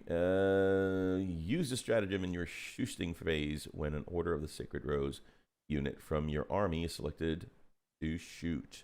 Until the end of the phase, each time an attack is made with a ranged weapon by a model in that unit, an unmodified hit roll of 6 scores 1. Why can't I read? An unmodified hit roll of 6, it scores 1 additional hit. There should be a comma in that. Okay. Yeah, I get tongue-tied I got tongue-tied earlier when I was trying to read from the screen. Yeah, I think these are like run-ons, dude. So that's kind of the Imperial Fist ability, right? Getting those extra hits when you roll 6s. But you got to pay 1 CP. Warlord trait. Okay, Light of the Divine. Once per turn, when this Warlord performs an act of faith, 1 miracle dice used in that act of faith is considered to be a 6, irrespective of its actual value. This Warlord has the following ability: Light of the Divine Aura, or Light of the Divine, which is an aura, while a friendly Order of the Sacred Rose core unit is within 6 inches of this Warlord. If that core unit falls back, then it's still eligible to shoot this turn. Very cool. So being able to fall back and still shoot, especially if you have something with your big guns in it, such as Retributors. Retributors are basically like the Sisters Devastator squad. So imagine you've got like big old multi-meltas, heavy flamers, heavy bolters, that they tag in combat, trying to shut down your firepower. Boom, 1 CP, back up and unload. It could be some good stuff. Oh, that can't be underrated. Emperor's New Groove is great. Beware the groove. Beware the groove. Highly underrated. It is underrated. I love that movie. The blues here just immediately. I know it's not the same, but the blues here just immediately make me think of Phoenix's sisters. Raging. So of course, this is the custom one, or is this the still? No, I think we're still within. We're still in the Order of the Sacred Rose. Okay, I believe so. Well, let me just read here. While the 6 orders are the most commonly used, oh yeah, there we go. Okay, these are So uncounted orders. The Orders Minoris fights along across the galaxy. Okay, so these are apparently. So I know you were not sure which order you were going to go with Phoenix. Just like Space Marines, you can develop your own order. Very cool. I like that color, by the way. Yeah, that silver and blue, or silver or gray and blue looks good together. Yeah, it does. Oh goodness. Okay. All right. Raging Fervor. Each time a model with his conviction, whose conviction, makes an attack with a melta weapon, the target of that attack is considered to be within half range of the purposes of that weapon's ability. If that weapon has the pistol or assault type, or that weapon has the heavy type, and the target unit is within 18 inches of the firing model. You cannot select this conviction if you have already selected either the Rites of Fire or Unshakable Vengeance convictions. And guided by the Emperor's Will. Each time a unit with this conviction is selected to shoot or fight, you can reroll 1 hit roll or 1 wound roll when resolving that unit's attacks. That Raging Fervor, I think, is going to be really badass with some Seraphim, the ones with pistols. Yes, some Seraphims. They're flying jump pack ladies that have you can get flamer pistols on them, but I think this would really be good with Infernus pistols. They're basically melta pistols. fly up close with your Seraphim, get within that half range, and then or you'll be considered within half range with this ability, and boom, half range with melta pistols means you're getting that extra damage. I think it's going to be a pretty awesome combo. You could make a whole flyer army with that, and then put some retributors either outflanking or in a rhino. They'll be considered to be half damage. It's going to be awesome. This is where our big thick knobs come in. Not with the sisters. In our next topic, orcs, toughest creatures in the galaxy. I am so hyped for this. Boy. I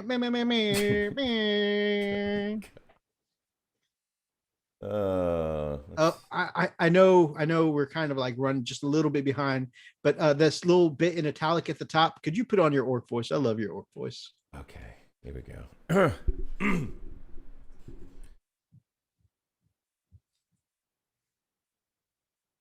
Right, lads.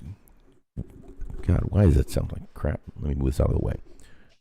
Right, lads, we're about ready to launch this war, and I want all of the bickies, all knife eaters and umis to know just why we're the biggest and the strongest.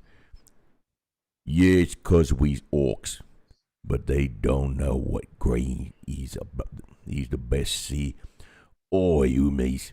Tell all them geeks why we's gonna crump him good. Little rough, but yeah. I got it. Oh yeah, it's gonna be good. Gonna be good. Woo! Welcome back to Here We Go, our regular feature looking at a host of new releases for orcs that are coming soon. We've seen extra speedy doctors and squid riding monster slayers over the past few weeks. Now it's time to give him your first look at rules coming alongside these models. Yeah. A lot of the road. Yep. Orc boys. Here we go. Yes. Not bad. So, wow. Okay, so we got 5 intricacies for movement. Weapon skill 3, ballistic skill 5 up. That's pretty good. Strength 4, toughness 5. They gave him a little loving, didn't they? Yeah, so there's only one change here. That toughness 5, baby. 5, yep. 4 used to be strength 4, toughness 4, like a regular Marine.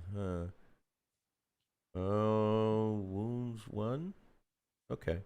So that was disappointing for a lot of people because a lot of people were thinking that they were going to go to wounds, yeah. Right? Because a lot of other toughness and a lot of in the old days, I mean, the orcs were very similar to Marine stats. I just triggered Adam.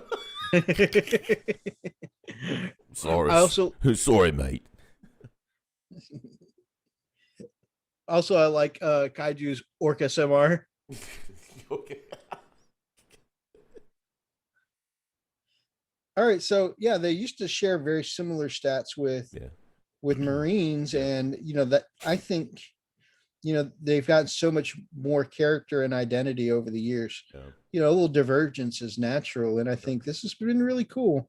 I think they decided to separate. Okay, Marines got more survivability by going to 2 wounds. These guys are going flat toughness 5 across the board. Yeah, that makes sense. So I think that's pretty awesome. Yeah, because we've seen, like with the Thunderwolf Cavalry before, bolters, and my bike army too, bolters and other toughness 4 weapons. It makes a big difference on how many wounds actually make it through when all of a sudden you're wounding on 5s. Oh, we got the Beast Snagger boys. One thing I want to catch here before we move on to the Beast Snaggers. It says orcs across the codex are going to move up in toughness. So that means your burner boy is going to be toughness 5. Your Shootas and your Choppa boys, of course, as the standard orc boys, but also things like the Ludas, your tank busters, boom, all toughness 5, all harder to wound. But then on top of that, one of the things I don't think I haven't heard a lot of people comment on is toughness 5 mega knobs. They've got that badass Terminator style, 2-up armor save. They don't get the invul, but 2-up armor save on mega knobs, and they're going to be toughness 5. So that's going to be fewer wounds getting through on a mega knob, and then they've got that toughness, that 2-up save.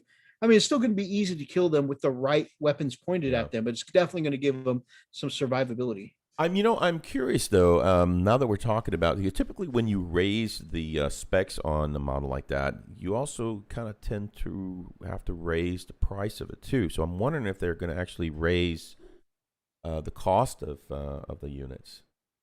I'm really curious to see if that's a thing or not. It's definitely possible. It would definitely warrant a potential, price hike. So big mobs are probably going to be smaller.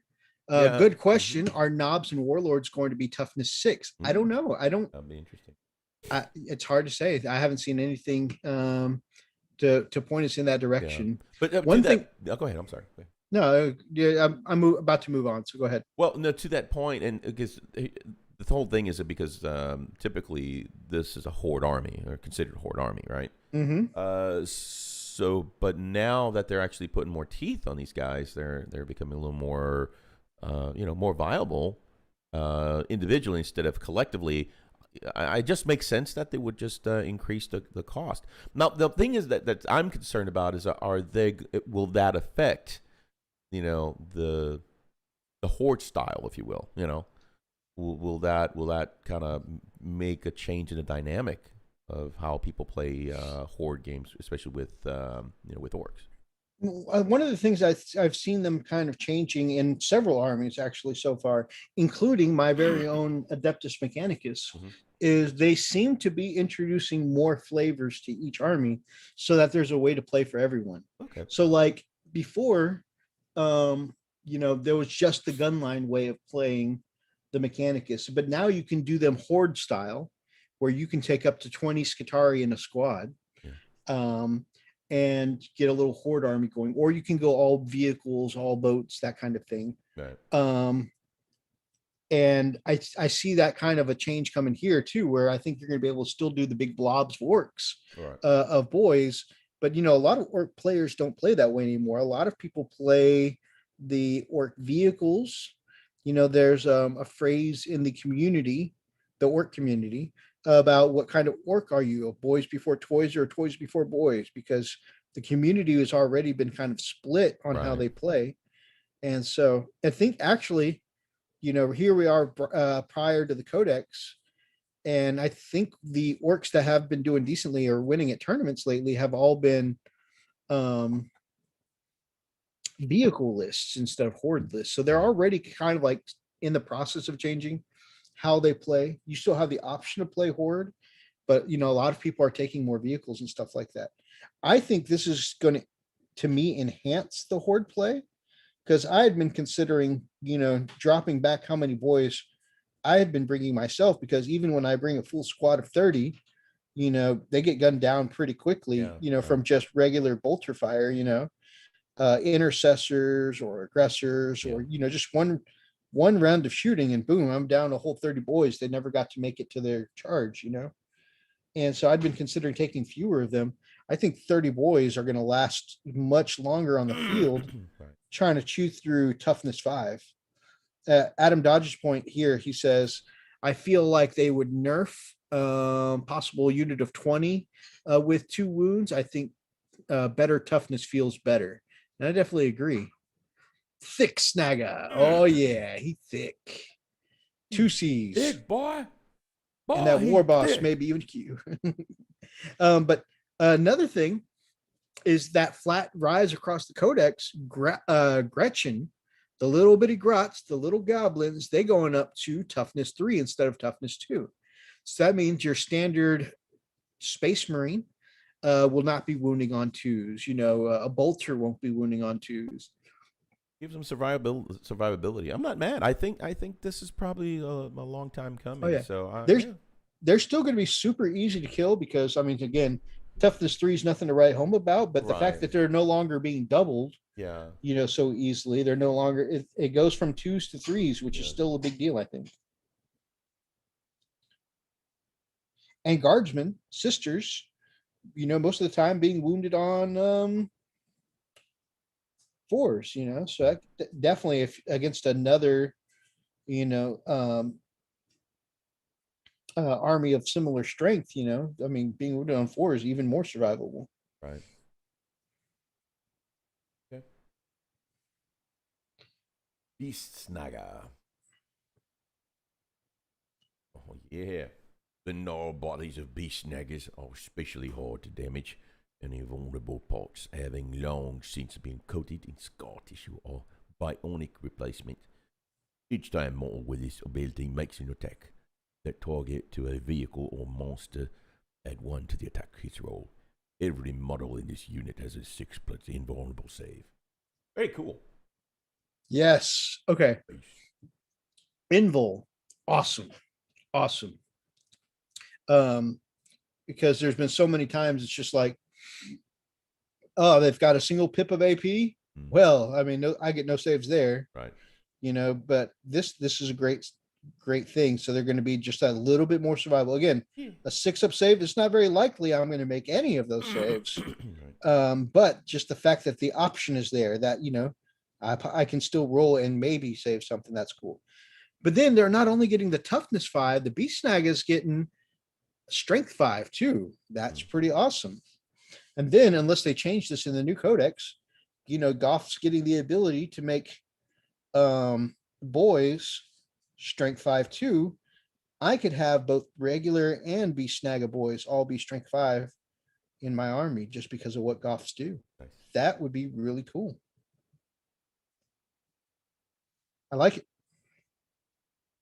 All right, Chopper. Let's see. Choppers. Trusty Ork choppers into battle. Crack, my man. Good day, Gits. Good day. Rock the war boss. Good day. Okay, Chopper. So you got -1 AP. Hey. Each time the bearer fights, it makes 1 additional attack with this weapon. Go Chopper. I'll kill you with my chopper, mate. There are players may remember this weapon. Okay. So right. That's actually cool because, and remember, I remember you constantly whining or griping about you do not believe in no AP weapons. AP 0, yep. AP 0 weapons. So, and this is actually pretty cool. I mean, honestly, I think somebody in the GW has been listening to you gripe about everything, and they're giving you all the damn toys for all you what you collected. This one article has 2 of the 3 things I've been begging for in the new Orc Codex. Toughness 5 Orks, boom, they gave it to me.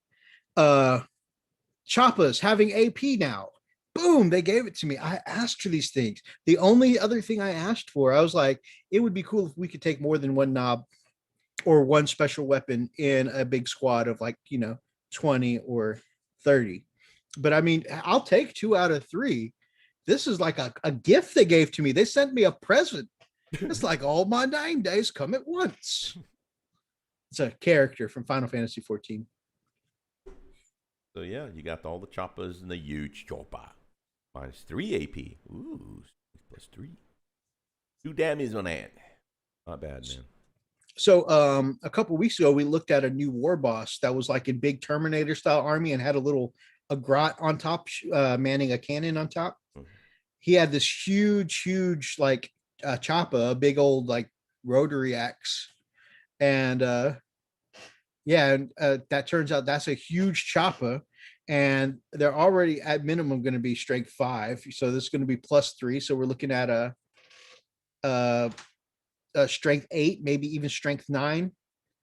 Actually, I think it's going to put up strength 9, and then boom, AP -3. 2 damage. That's going to eat through everything. Yes, sir. If they'd been listening to Mythos, we'd have pre-hollowed out barrels. Yeah. Oh, wow. GW executive. Poor guy can't pay heat blooms. Let's give him toughness 5 Orcs to help him feel better. I like my comic booky heat blooms. Oh gosh, you guys are stirring the pot so much right now. Oh, what the hell? I didn't check color and vibrancy into my models. Yeah, that was loud.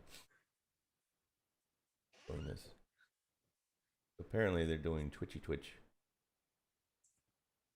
Or gaming preview online unboxing Dominion. So Dominion, this is that new box that Oni and I are going to be splitting for our endeavors going into Age of Sigmar. Oh yeah, baby. So let's take a look at what goodness we get. Okay. Let's Oni said the real news. wow. As opposed to fake. Okay. What's in the box? There you go. That right there. All right. Can we move on? Oh. Okay. Trying to trigger Oni. Oh. I mean, this should have been the Mythos Oni show because, you know, I'm like, okay. Yeah, good. Okay. Yeah. No. This is great. The last 3, 4, 5 weeks. Yeah, it's all been orcs and sisters and hell, even freaking you know, just about every army you have. Oh, dang it. All right, I'll stop. All right. Here's what's in the box. 21 Storm What's in the box? 39 Cruel Boys Orks. Exclusive launch edition core book, 24-page booklet to get started, 14 War Scroll cards, and 2 Allegiance Abilities cards. Very cool. Here we go.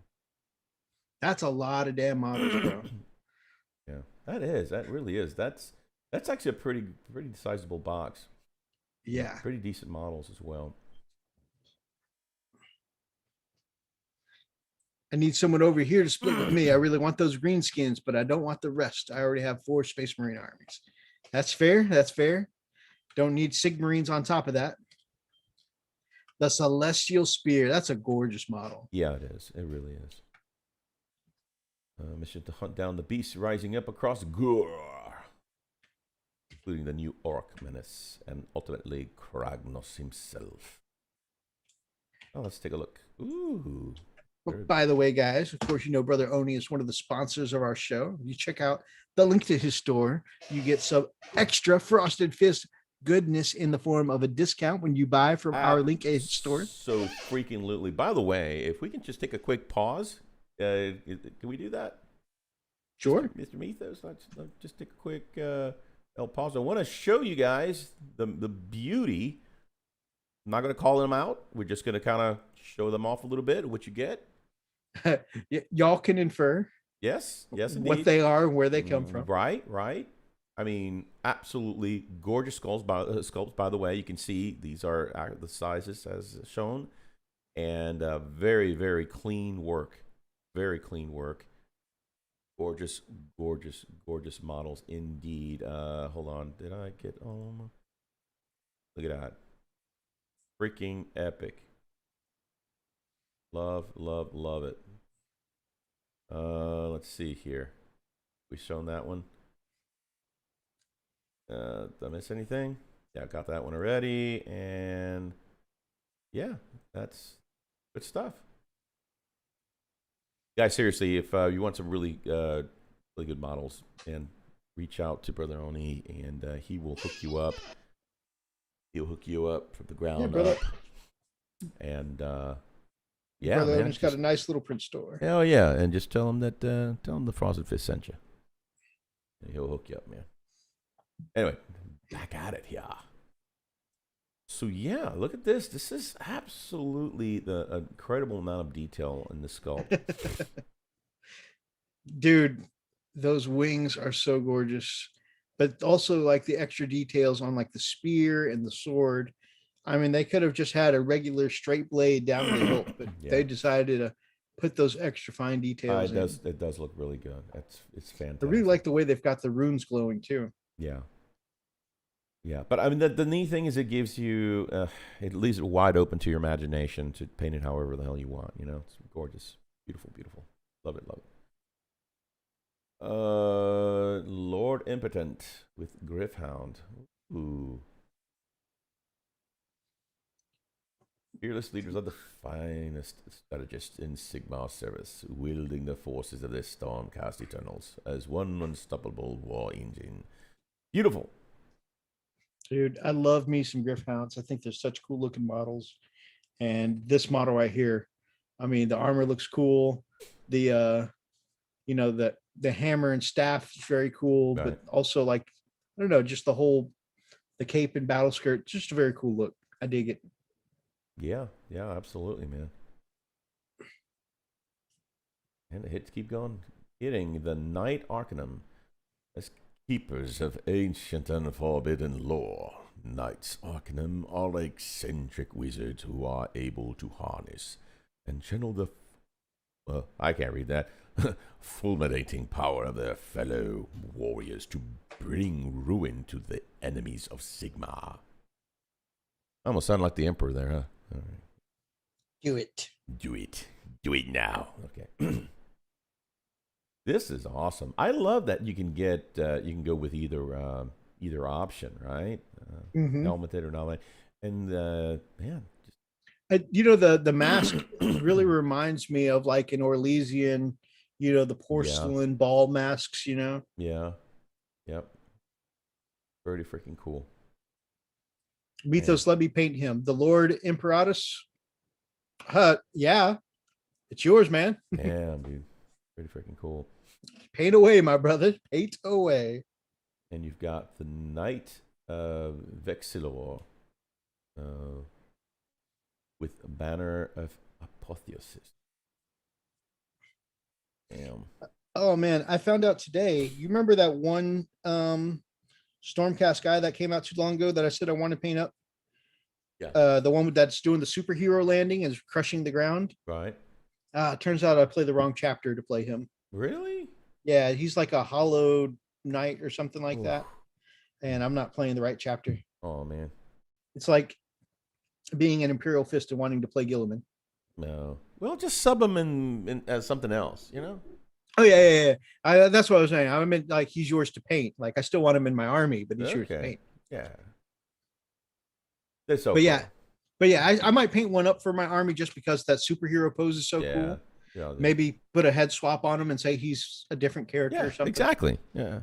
I'm still waiting for you to do your Brand Red Maw guy. So I'm afraid the Stormcast will be quite operational when the Rebel Orc fleet arrives. Should I read it like that? I like that a lot. I'm afraid the Stormcast. No, I can't even do it. I'm afraid the Stormcast. I can't. Now I'm going Orc. I'm going straight Orc. You were almost there. Okay. I'll try it. I'm afraid the Stormcast will be quite operational when the Rebel Orc fleet arrives. Something like that. I prefer the Stormcast in this box to the Orcs. I agree. I really like them. And I'm going to take this a step further. I didn't realize I was going to be dropping unpopular opinions this episode, like I never do. Here it goes. Gonna piss off everybody. All right, there goes our viewers. Bye, guys. Okay. Catch us next down time. 17 subs now. Okay, so I have seen a flood of people saying how much they prefer the Orcs in this box to the Orcs in the Beast Snaggers, and that they felt like the Beast Snaggers were lazy and they wish they had put the same care in the 40k Orcs as these Orcs.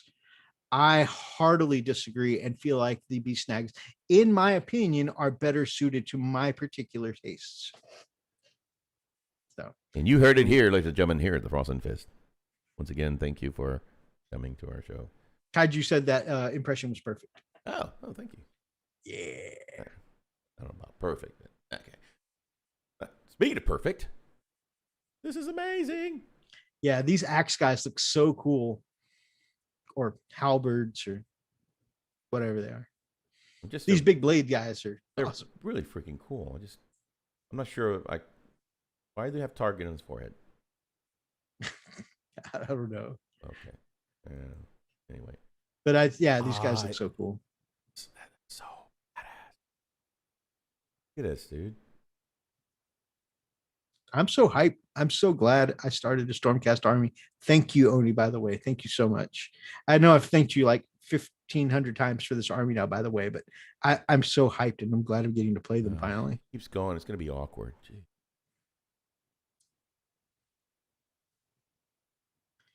Annihilate. Oh my goodness. So Big Mac kind of agrees with me. He goes, nah, these orcs are ULG or UGLY. They ain't got no alibi. They're ugly. Yeah, they're ugly.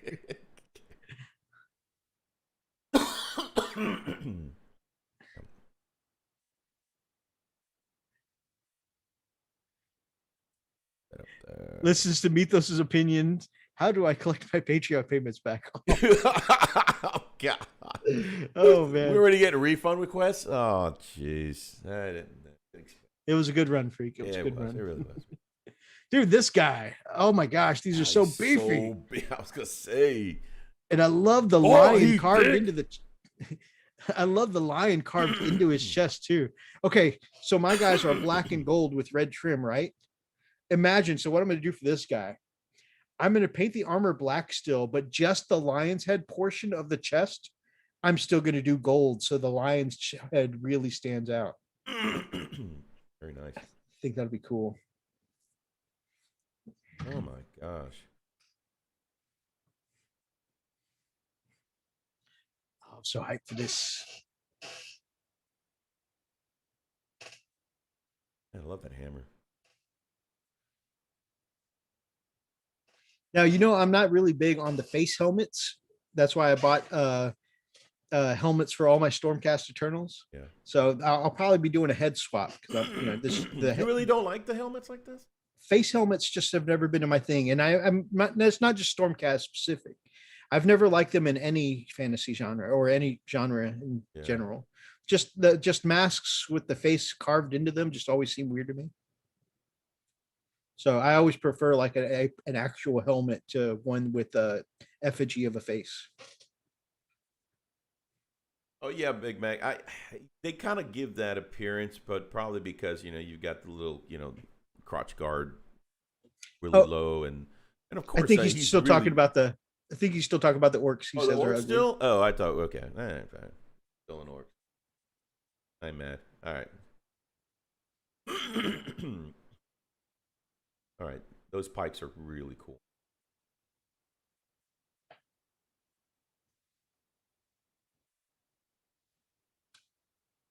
I wonder how those are going to be because there's another spear unit called the Protectors that you can make out of the Paladins, but their spears don't seem very good in the game.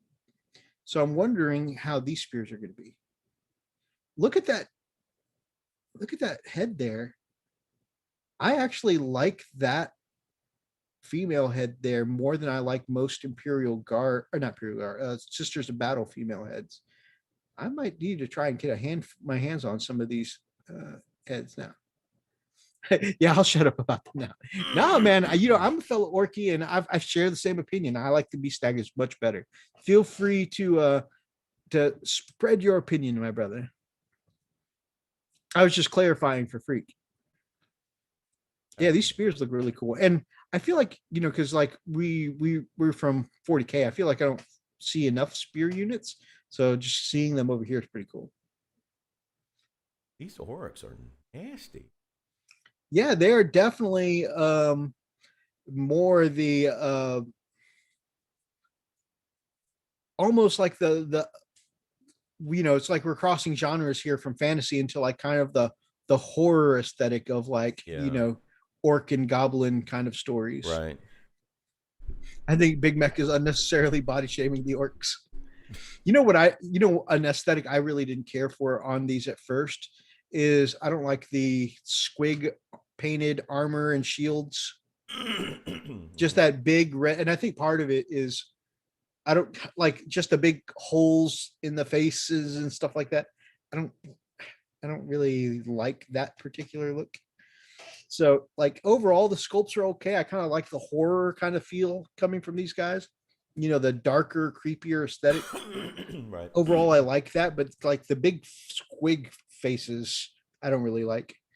Weird boy looking fellow looks cool. Yeah, lots of character in this little shaman type thing here. Lots of character here. I think that would be a great 40K weird boy. Marcos, wah! And I love like the little hairless cat animal thing that guy's riding. I love aspects of all of these. And man, I want to steal that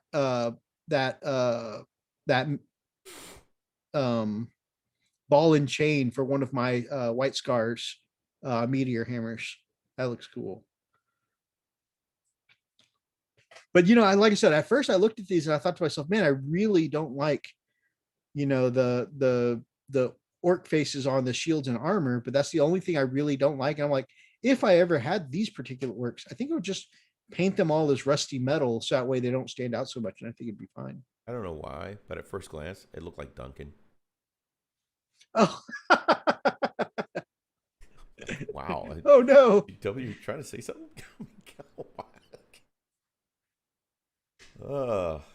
Yeah. Sorry, it's my imagination. This is how we feel about Duncan starting up his own channel. Oh. Okay then. Yeah. I mean, you really feel it. Oh my goodness. He got in his crotch guard. Yeah, I've missed all of Big Mac's streams this week too, unfortunately. That is quite unfortunate. I usually enjoy being there. The head in his crotch, wow, that wow. It's a little much. Just let's skip over that statement. The head tied to his crotch. Yeah. I don't know what else to It reminds me of the way the artwork is drawn for Kurz's face, Conrad Kurz, the Primarch of the Night Lords. Right. They're more feral since they're from the same realm as Kragnos. Oh, that's cool. Kragnos is that big centaur looking dude we looked at when we were doing the review of the Warhammer week. Okay. So they're apparently from the same realm as that centaur dude. All right, so they're savages. Got it. Savage. A lot of people have been commenting that they look like Lord of the Ring orcs. Yes, they kind of do. Yeah. Yeah, I could see it.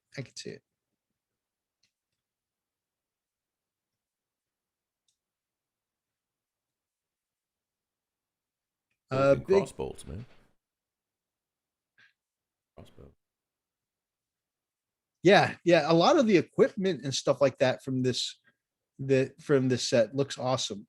Overall, like I said, aside from the big stretched out creepy looking squig faces, I really like a lot of the creepy designs in this. And actually, I suppose the creepy designs are doing a really good job of being creepy if the big stretched out squig faces are creeping me away from this model as a player, Yeah, they got the pig face. Yeah. Hand bolt throwers. Very cool. Neat.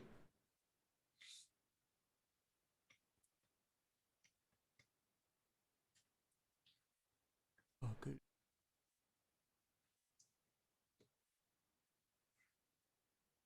I only did one this week, so nobody missed any, but I've just been busy. Oh, okay. Good. I thought I was behind, my friend. Wow. Totally understand being busy. Life first, my brother. Very cool scopes aside from that, though. I do like that Big Mech Dan Skull broke out the cheer for them being ugly, though. That was so. These I saw a different article saying that these are called Hobgrots, and they're meant to go with the hobgoblin kind of lore. So they're supposed to be extra creepy, extra bloodthirsty, extra mean and vicious. So these are they're GW's take on hobgoblins. They're Hobgrots.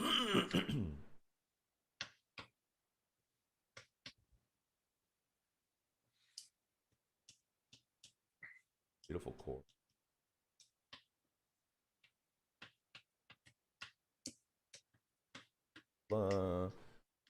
Oh yeah. And that's obviously probably going to be a special edition with that deluxe artwork with no writing on it and stuff like that. Super cool. Night Judicator with Griffhounds. That pose on that archer just looks so cool. Yeah.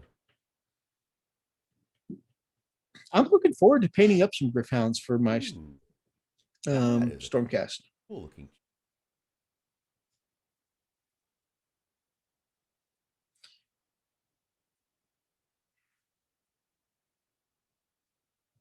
Yeah, the chariot looks really cool too. And I like that there's the, very Roman style shooting, a bow and arrow from the chariot.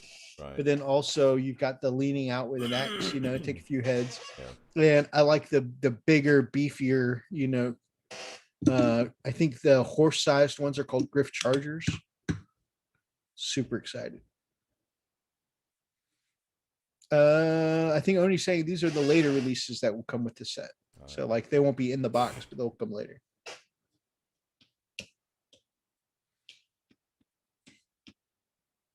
Stick them with the pointy end.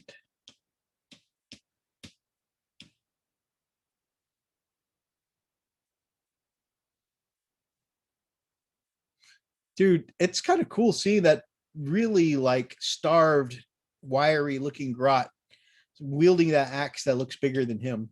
Right. Like that's not the kind of feat of strength I normally expect to see from a grot. Very cool though.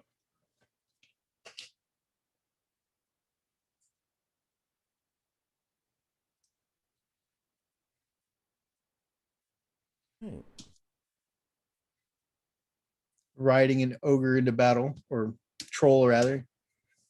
Interesting. Dude, this is gonna be a really cool box. Oni, I'm hyped, man. Tempted to get these for D&D. Oh man, they would be really cool for D&D. Big FAQ came out this week. It affected some people. And also, of course, the chapter approved came out just the week before. Either I think the week before. So lots of changes all around. People may want to take a look to see if any of their armies have been affected. Strikes first and strikes last. We can take a look at that real quick. We'll just glance through some of these. There have been more and more abilities that change, word things to this character always strikes first, or this enemy always strikes last. And so now that more of those abilities are surfacing, they're taking a look at how they interact with each other. Pirate Queen. You are my favorite pirate queen in the world. I'm not just saying. Hey. Sorry. Hey.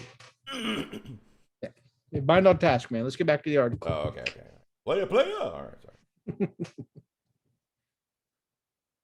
All right. So if we have those situations where there's an always strike first and always strike last abilities, each combat is going to split into 3 separate steps.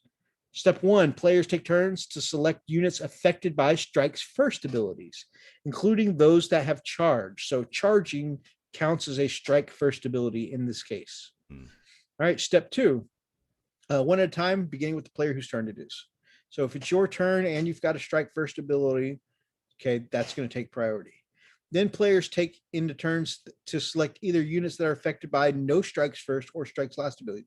So people that are flat and even, right? People who have no buffs or debuffs. Okay, then they're going to rotate those. Players then take turns to select those with strikes last abilities, one at a time, beginning with the player whose turn it is. So if it's my turn and I charged you and you used a fight last ability on me and I used a fight last ability on you, okay, then since it's my turn, I would still get to go first. Does that make any sense? Sure, why not? All right, if it comes up on the table, I'll show you. There you go. Oh yeah, I know it's early. And we hate to interrupt anyone's sleep, but we're always happy to see your lovely faces.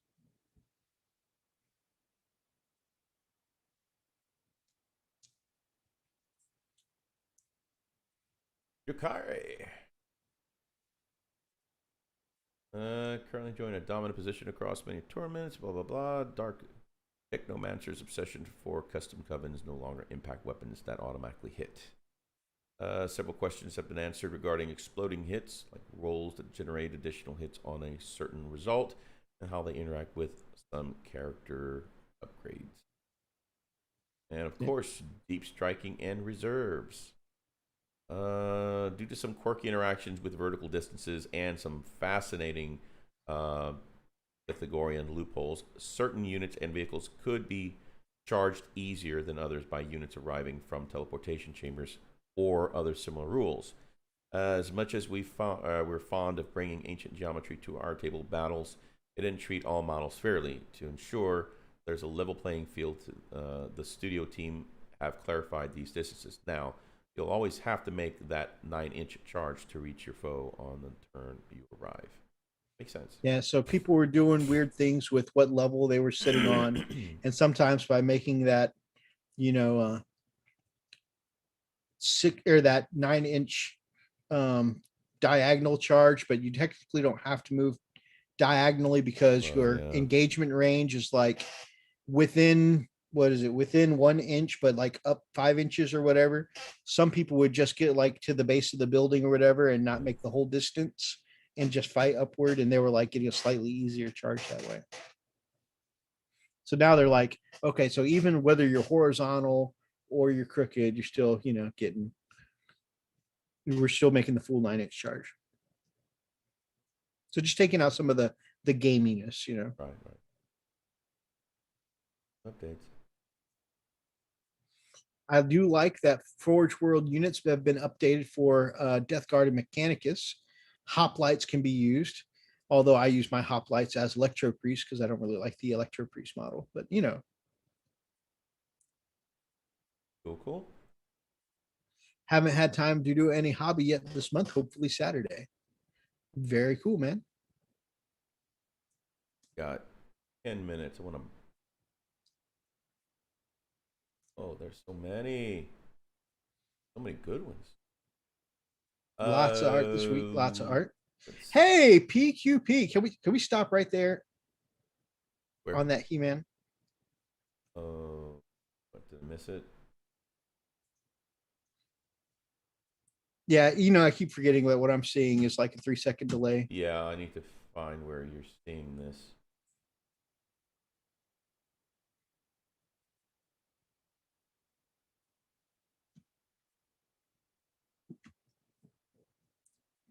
Tell me if you say it again, man. Because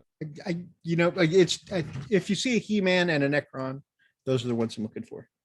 And a Necron. Not that. And while you're taking a look, one of the pieces or a couple of the pieces of art that we're featuring tonight are from our friends over at The Pickle Jar, part of our chilling network and brilliant channel with brilliant people. You can find them here. Boom. Check them out for me. You know what? I'll just re-forward it to you. Yeah, I don't. That was one we covered last week, the tank. Yeah. So. All right. Yeah, just go to the bottom. I'll re-forward it to you. Okay.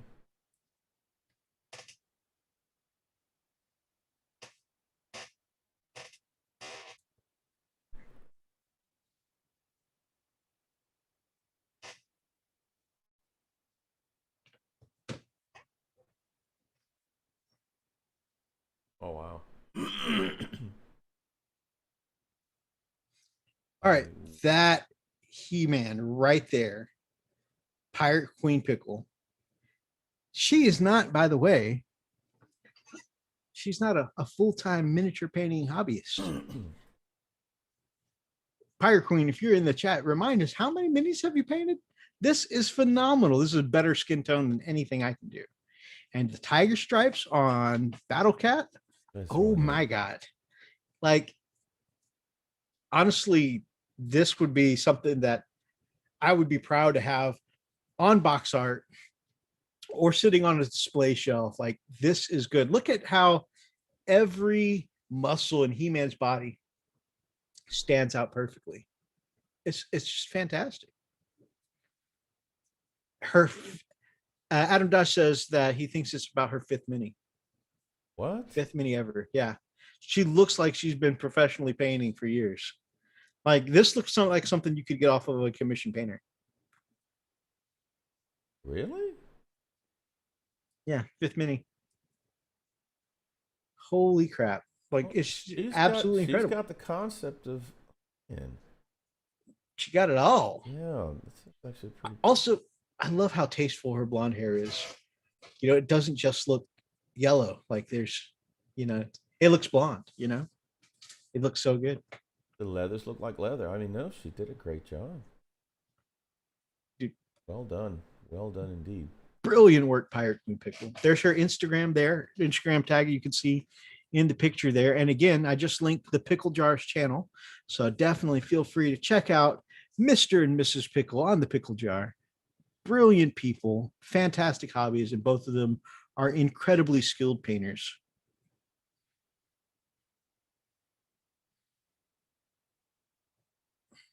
No. No, no, no, no, no, no, no, no, no, no, no, no, no, no, no. So this one was, No. I think that's the one that's got the name at the top too, like above those fabric. Well, I don't. I just went down here. It's Julia Moshura. Oh, there you go. Yeah, And I think that's on Facebooks. that is just. Oh my god, That looks like actual textiles. that is just unbelievable. Yeesh.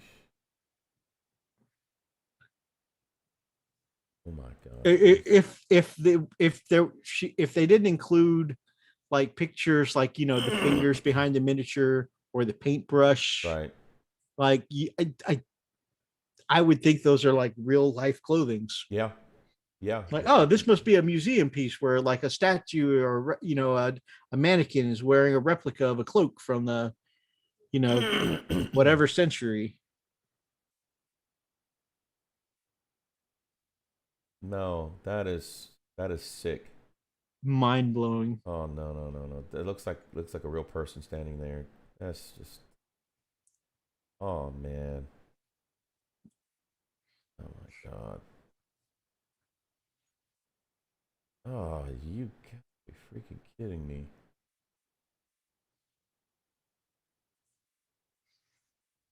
To have that much brush control. No, not in my century. It's so tiny. I love that. Look at the dragon.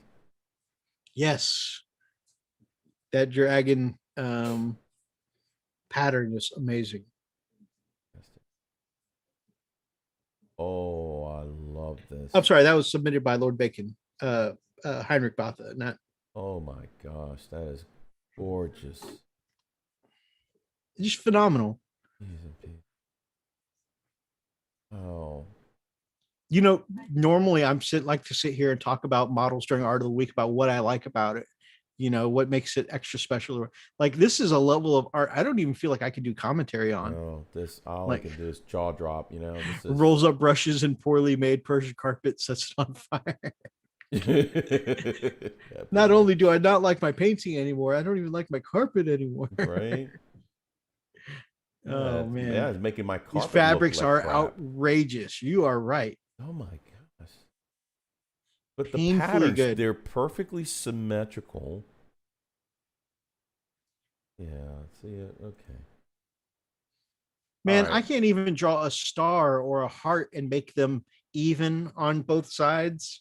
Like, I can't even imagine trying to make these complicated patterns on, you know, separate Oh, parts of a cloth to make them this is symmetrical. sexy.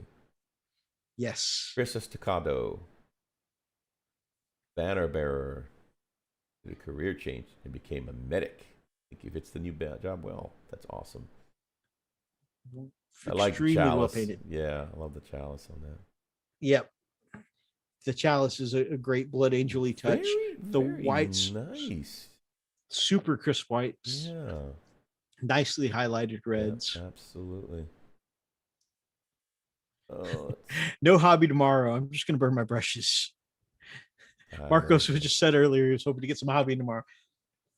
Now he's going to burn his brushes instead. Yep, I know the feels. So Best for Minis doing a repost of Sergio. Yep. Sergio Minotoro Studios. Lissera. Very cool, dude. That wolf pelt looks so good. It's fantastic, man. It looks like, dead animal. Yeah. Honestly. Oh, yeah. Looks like a carcass. Yeah. Oh, that is so tiny. Yep, I love that the dice is there for scale. Yeah. I love the purple hair and the purple cloak and the transition with the green OSL from the teal colored flames. Yeah. I still struggle with OSL. That's just that's purple and teal are such good colors together. Yeah. And that transition is just lovely. It is indeed. Same. Oh, okay. Here's a nice side shot. Oh, I did included the chat with Commodore there just because I wanted to show you where it was like, yeah, this one is the one I'm submitting for the Let's Break Freak. Let's Break Freak. Oh, great. Submission. The face, so well done. Yeah, it is. And the lipstick. I mean, so much brush control. Code Revenge by Loon Boss on Giant Squid. Why does it look like it's glowing? That is some shiny, way done. Oh my god. Yeah, the vibrancy is phenomenal here. And you know it's funny is because the non-metallic look there and the vibrancy of the colors on the green and the reddish orange color, you almost lose it out on things that are like incredibly painstakingly good, like the designs on the fabric going up the his scarf there or whatever. Right. You know, it's like almost lost in how good the non-metallic is. And like I said, the color saturation and vibrancy, it's like you're overwhelmed by, oh, look at all these shiny things, like Rob always talks about on miniature paintbrush. Right. You know, the longer you look at it, you just find more cool stuff to pick out. This I love right here. It looks like skin stretched over, you know, and you can see, you know, the blood flowing through his skin. Pretty crazy. Has that been dipped in liquid metal? You can see the other colors in there, man. It's definitely been painted in. Also, like that, I think is one of the things that makes the metal on this so good. Is he's painted in I don't know. They've painted in the color reflections. You know, like you can see where, like I think on the shoulder shot, where the side that was facing the squig, you know, had some red glow to it, and the side that was facing the sky was like cooler tones. It was cool. Love the rust that has just been, you know, very carefully painted in around the around things like the bolts there and stuff like that. Look at the eyes on the squig. Those eyes, man. Mm-hmm. They look like eyes, yeah. You see Commodore's comment? Squig's eyes are even phenomenal. No, Commodore's comment in the text there said, "I hope you're ready for some squig ass." Oh, squig, yeah, booty. Wow. Oh wow. Yeah. Smack that with a canoe paddle. Huh? Hey, you guys came to the Frost and Fish Chippendales channel, and we made sure to provide some ads for you tonight. You said, "Oh yeah, the eyes." Kaiju goes, "No, freak, that's the butt." Is that a wolf? Yeah, I get those two confused.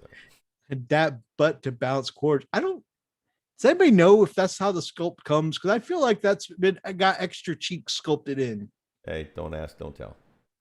Anybody who plays the gloom spit, the gloom spite gets, jeez. Let me know. I feel like those are extra cheeks there. Phenomenal work. Phenomenal. Gorgeous. Oh man. Oh, a little more booty image here. Baby got those back. glutes. Yep. The new paddle smacker right there. And the transition, excellent gradients. Oh my God. Yeah, yeah, absolutely. Also, I love that like the bottom of the squig's feet are like a little pinky. Yeah. You know, just like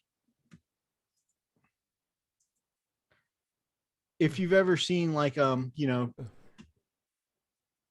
a really a tanned person, you know, can sometimes the undersides of their feet can, you know, have that like, you know, there's that deviation from their very tan color to the little pinkiness in the toes and stuff like that. That's almost like a very human feature there, you know? Okay, this is a level of cuteness. Yeah. So it's best for minis reblogging. Let's see, it's about to there.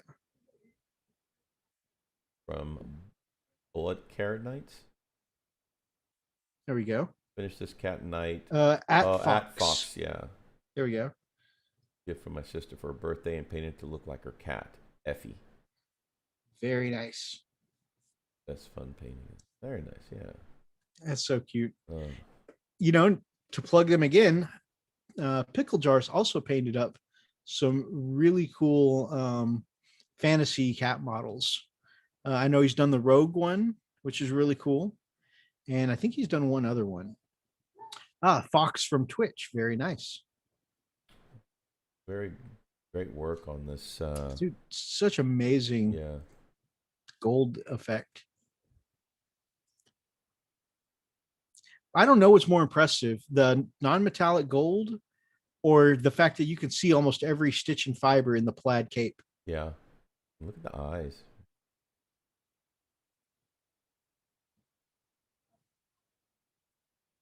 The fur is fantastic too. You're absolutely right. Look, you can see the little fibers in his shirt too, coming up over his little belly. All right. It's so cat-like. I want to see the beans. Asavar brush. Oh, wow. So if there are any Dragon Ball Z fans out there, this was painted up in a true cartoon kind of stuff. What?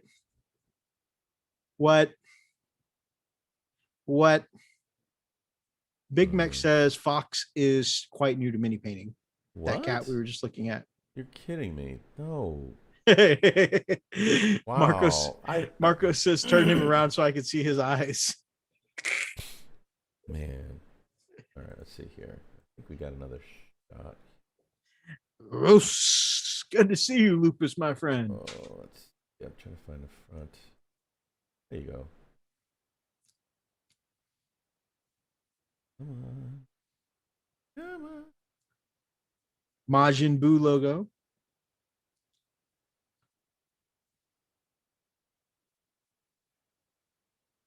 Very nice.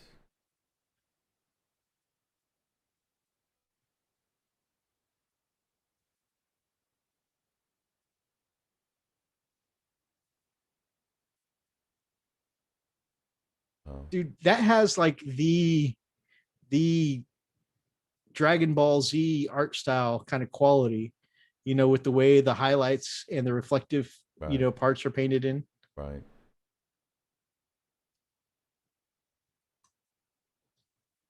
Brother Lupus asking if everyone can push that like button. Thank you, Lupus, my man. Very cool version of Boo.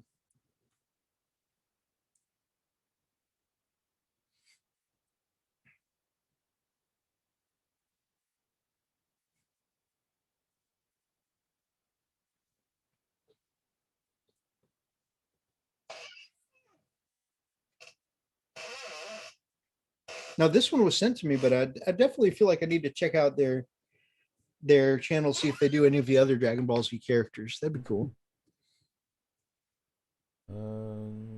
This. Oh. Big Boar miniatures, Skyboar miniatures. Skyboar. That is a cool sculpt. Yeah. So this is like their take on like a dreadnought for their dwarves. They do space dwarves, by the way. So nice. those that are wanting the squats back, this is how they do. I really like the bit of dreadnoughts they do at Skybore Miniatures or Scribor Miniatures or however they pronounce it. But yeah, very cool Space Dwarves. Speaking of my brother, the Pickle Jar. So this is just part of his thumbnail. So he did a recent video on how to make your character stand out. And the one he features in that one is this Necron we'll be taking a look at in just a second. And this is the video right there if you want to check him out. And so this Necron that we're about to take a look at is like a centerpiece character for his army. And he really wanted to make his character stand out. And very vibrant. Very vibrant. Brother Pickle Jar's got an extremely, I really like his vibrant paint style. So it's not excessive though. That's what I like. It's not extreme. Very well done. Exactly. You can great energy effects on the blade. Yeah, you can see actually bits of the purple just lightly done. That's really cool. Yeah, so definitely I always recommend checking out Brother Pickle Jar for just brilliant content and painting videos and stuff like that. But also, I mean, you go check out this video in particular and you can get those tips on how to elevate things that you want to stand out in your army, like your special characters or big centerpieces, like your if there's a tank that you love, like I love my Sakaran, or a dreadnought you really love, or sometimes, yeah. Wow. Brother Brambleton paints. Dang, dude. With the Marvel Crisis Protocol. Love it. I freaking Jeez, dude, look at the freaking muscle tone. The highlights. Very well done. I love how interesting he has made a black rifle and black t-shirt look. Yeah. There's lots of tonal variation there. It doesn't just look flat black. There are plenty of highlights and it looks fantastic. Yeah. Looks well done. Let's see. Yeah, he's almost looks sweaty. Look. I really like Marvel Crisis Protocol miniatures. Pretty freaking cool. And again, like I was talked about with Pirate Queen's He-Man, great job picking out those muscles and really accentuating that muscle definition. Look at this. Punisher. Beautiful work, man.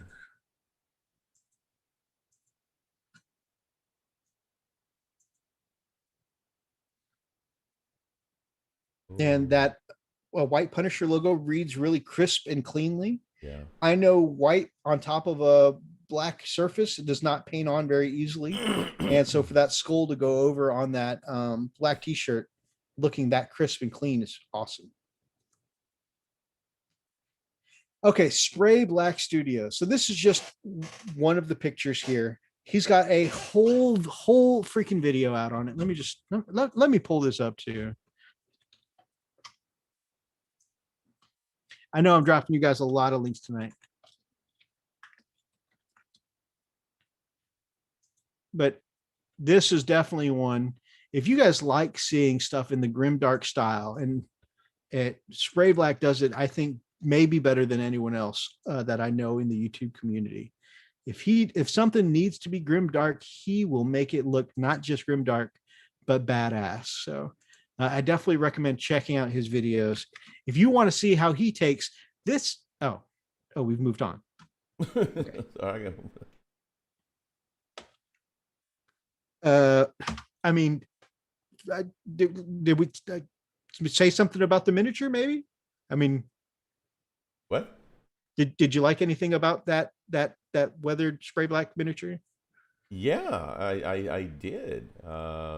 Yeah, I was sitting there gawking at it while you're going on about getting the link. Okay. The one thing I was just going to mention is that this is normally a very brightly painted miniature. It's for Slanesh, the the god of excess. You know, it's usually very gold, very purple, and this has just been really grimmed up. It's not that bad though. I'm saying bad. It's not that. I don't know. I think that's the right level of grim though. Yeah, exactly. It fits the model. It fits the character and the even the what do you call it, the terrain and the scenery. It really does well for it. You know, I like it. I like it a lot. Yeah. And the purples, everything flow beautifully with this, man. Yeah, it's giving me some ideas. I like how the undertones are dark, but the highlights are a little brighter right at the edges. This is really well done. I definitely agree, my brother. Definitely agree.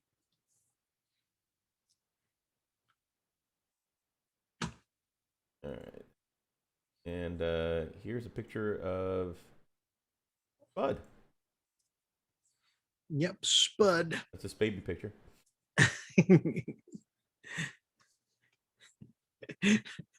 His baby picture right out of the birth channel with a heavy bolter. Exactly. A heavy bolt rifle and a combat blade. Non-stop wargaming right there, baby. So he's been working on the heavy intercessors, and he's getting these chunky boys ready to go. Now, I want to get you some we got to get you to do a tutorial or something on some heavy intercessors for the Imperial Fist. But I think that would fit in with your army perfectly. Yeah. Perfectly. I like this thing. That just has Imperial Fist all over it with that big chunky rifle. Heck yeah. Well, he's just hugging it like if it's his little cat, you know. He sleeps with it at night. Oh yeah, Muffy. Oh man. Okay, here comes the Jimmy. Go to bed. I can't find my rifle. I can't sleep without it. Ravens Rook miniatures. Ravens Rook. Would you believe that is his first time painting an orc? Oh, right there? Come on. You gotta stop this.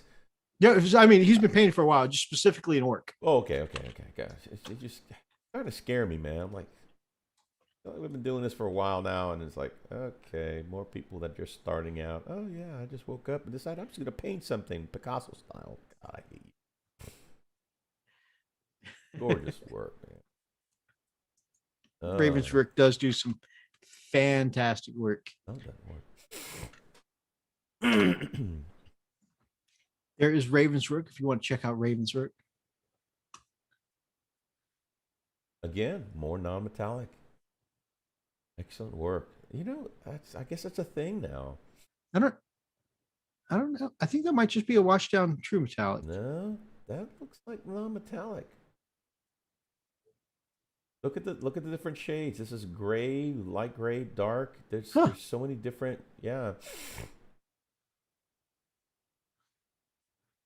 Do fists have intercessors? I didn't think they left the safety of their walls.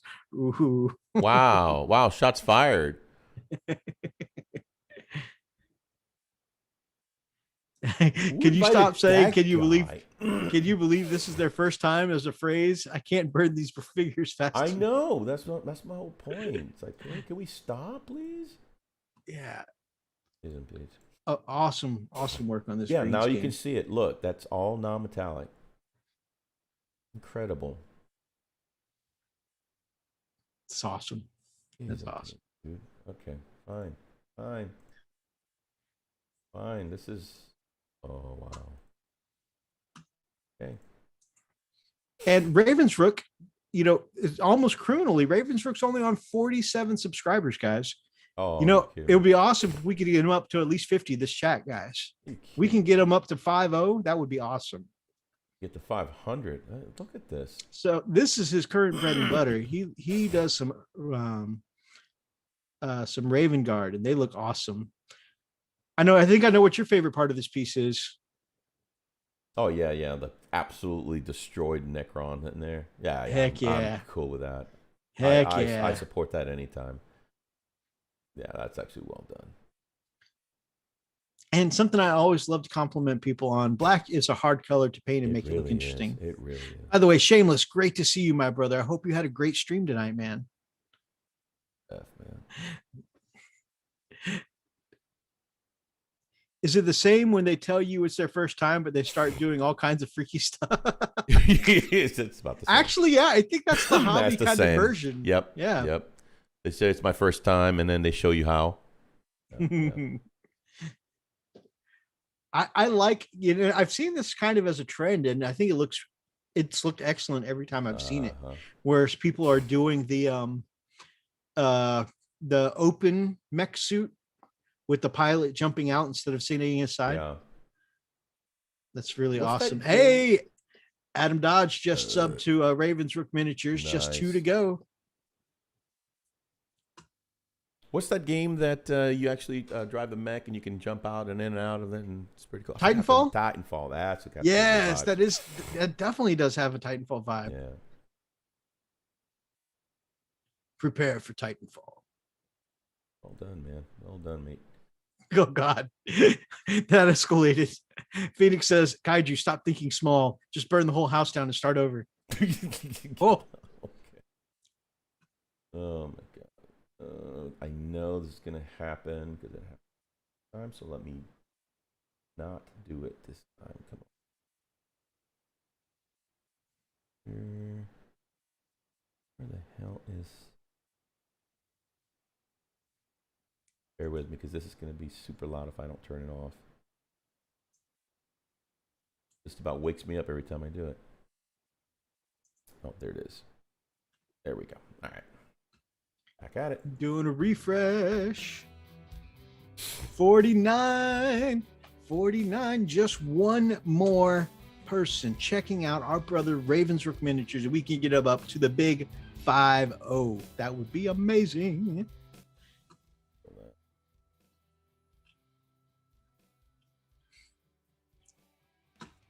But yeah, he does a great live stream. If I remember correctly, his live stream is on Wednesdays, right before Pickle's show. Usually I watch him and Pickle kind of back to back. Nice. Awesome. Nice, very nice. And family that subs together. Rubs together? I don't know where I was going with that. What is happening? I got halfway through the saying there, and then I ran out of things to rhyme. No, or maybe, but you committed. You went straight forward, like rubs together. What rubs? What? Hey, we're together, right? We can see. We're together, right? We're rubbing together later. Okay. Apparently, my mind just immediately took a right turn. Left turns only. All right. I was watching the Frost and Fist last night, and we were talking about rubbing together. Kaiju laughing at me. I ran out of things. I don't think I want to watch it anymore. More subs, declining. Oh God. I was telling me that we may need to retool.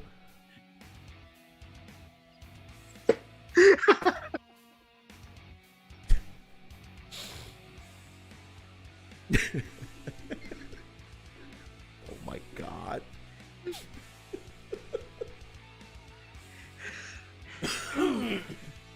All right, family, you know what time it is, right? Come on, bring it in. Bring it. Picos. Come on, get it in there.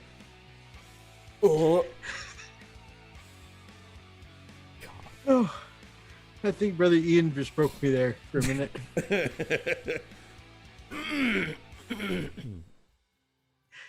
Oh, man. Oh, so big congrats to Ravensrook for breaking 50 subs. I think we're on 51 now.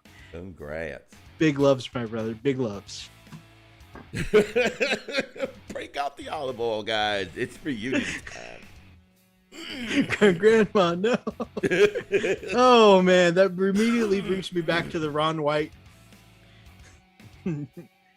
the Ron White. You want to see him? Yeah, I do. Unrolls them. All right, put them back. Pull some backs up. Oh man. That's my Tinder bio. I just wanted to hang out watching YouTube, looking for like-minded woman for subs. Oh my god. Oh man, that's the new Netflix and chill.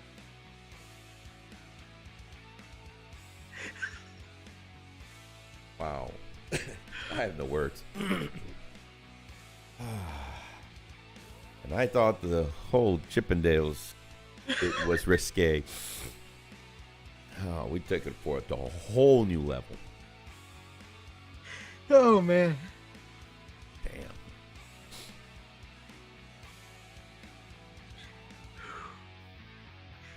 All right.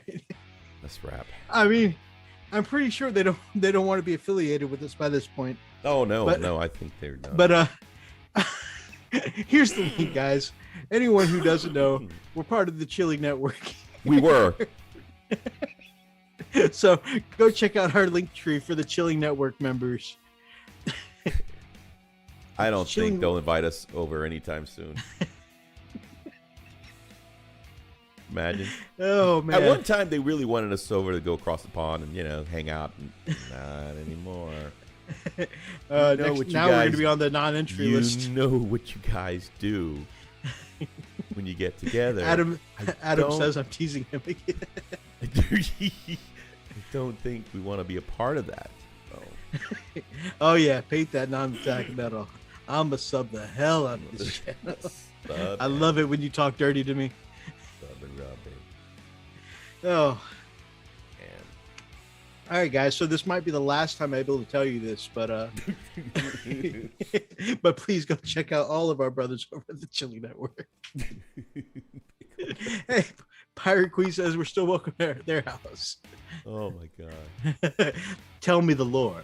No, slower, softer. Put on the orc voice. Oh man.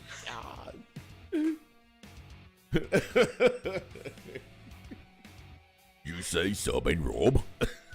Oh man, it brings you back to the comment that we had the one time. Do you ever regret the things that you say on the air? Oh man. All right. Freak, do you have any closing I thoughts? have no words. I have no freaking words. Oh, low and slow. Oh my gosh. Congratulations, guys. Y'all actually did it. I've been trying to break Mythos for months now, and you guys did it. Yep. Y'all did it. oh man. Thank you guys so much for watching tonight. I'm really excited about the changes coming to the Orks. Toughness 5 is going to be big. Really excited for the Sisters of Battle stuff. Super cool. And there was some brilliant artwork this week. Gorgeous work. It's descended into chaos. It really has. It really has.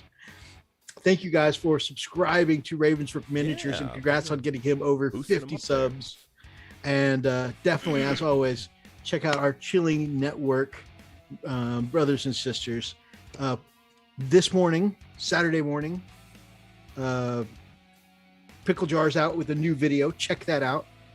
I can't remember anyone else that's coming out with a video this morning, but Pickle Jar for sure. Of course, Monday we've got Hobby Corner Kev with his Mortal Realms battles.